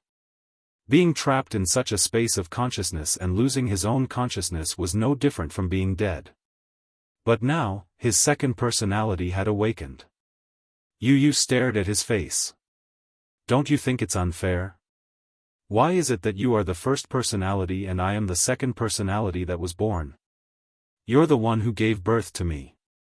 Now, I'm the one who's not needed. Why?" Yu's handsome brows gradually formed a layer of hostility, like a dark cloud hanging over his head. "It's not fair." Yu, who was dressed in a white shirt, smiled lightly and said nonchalantly, "There's no such thing as absolute fairness in this world. In the past, I've always thought that I'm the real first personality. So, I used all means to replace you. If the two personalities were labeled by color, one was white and the other was black. That time, Alice hypnotized Yu. The second personality took over, and the black version of him awakened from his ideology. He had always thought that he was the real first personality and that he had the absolute control. So, he wanted to destroy the other personality and return to the dominant position. But that time, he realized, he couldn't destroy the other Yu. He didn't know why, and he didn't know that the personality that couldn't be destroyed was the first personality. He still thought that he was the first personality and that this body originally belonged to him. He should take it back. Until he heard the conversation between Gong Xiaoying and Yunshishir, he realized that the first personality could never be destroyed. It would only be sealed. Then, he confirmed that this body didn't belong to him. The Mu family wasn't his home either. Yunshishir, Mu Yaja, Yueyao, Hua Jin, these people who had given him warmth didn't belong to him. They belonged to Yu. The reason why he received this warmth was because they treated him as Yu, as a substitute. He was an unwanted substitute. Then, he chose to give up. Otherwise, Mommy would be very sad. She wanted the old Yu to come back to her, so he might as well fulfill her wish. He was willing to give up everything just to let the real Yu return to Yunshishir's side. He didn't deserve happiness. That was because he was born from darkness to begin with. Even if his heart was closer to sunlight, the child of darkness was not qualified to receive sunlight. Yu smiled and abruptly clasped his brother's shoulder, swapping their positions. At that time, Yu had already been swapped. "You. What are you doing?" Yu, who was wearing a black shirt, slowly closed his eyes. He gripped his brother's wrist tightly and let his hand to the handle. Then, he clasped his brother's hand and strangled his own throat. Yu, who was in a white shirt, looked shocked. "Don't you want to go back to Mommy?" Yu smiled coldly and tightened his grip on his wrist. "Kill me, then you can go back to her." Yu, who was in a white shirt, was stunned. The two of them were in a stalemate, maintaining this position. "I'm only giving you one chance now." Chapter 40:10. Before I regret it, Yu whispered into his ear. His low voice was even more depressing than the dark sea. "Kill me." "Why? Don't you want to kill me?" He found it strange. If it were him, he would not hesitate to completely wipe out the second personality so that it would no longer threaten his position. Why was he hesitating? He even asked him, why? "Ha." Yu's lips curved into a smile. His calm expression, coupled with his white shirt, was as bright and dazzling as the morning sun. "Do you know? If I wanted to kill you, I would have had the ability to do so back then. But I had no choice because I am different from you. I am the first personality. I will not die, but you will. You are another me, and I am another you. This life is made up of us equally. But I have been occupying this body for so many years. Yu sucked in a deep breath of cold air as he held his aching forehead. I'm sorry. All these years, I've taken Mommy's love for granted. I've taken all their love for granted, leaving you with nothing but hatred and killing. When he was young, those dark memories eventually formed the second personality. At that time, the personality had just taken shape and Yu wanted to suppress him. He did not know that he had dual personality. But in his subconscious, he could see the other personality clearly. Sometimes, it was in his dreams. Sometimes, it was in real life. He was worried that the second personality would gradually take over him and even hurt his family. He had never thought that the second personality was also a part of life and that it also craved warmth. He had always defined this personality as evil and had been suppressing it. No matter how he resisted, Yu would not give him a chance to take over his body. Hence, all the happiness in the past 8 years had nothing to do with him. He had taken over all the good things and left the darkness and pain to him. The second personality, Yu, was born in pain and oppression. But from the beginning to the end, he lived in a world of oppression. He also wanted to experience what light was. What happiness was. Hence, when Alice hypnotized Yu, the first personality was hypnotized and the second personality finally broke through the cage and sealed the first personality. But at that time, Yu did not resist. Instead, he chose to sleep. He wanted the second personality to be free, even if he could not return to Yunshushi. Yu's pupils constricted. The dark fog in his eyes became more intense. I also want you to experience what it is like to be family. So, I am willing to sleep. I just passed the warmth that belongs to you.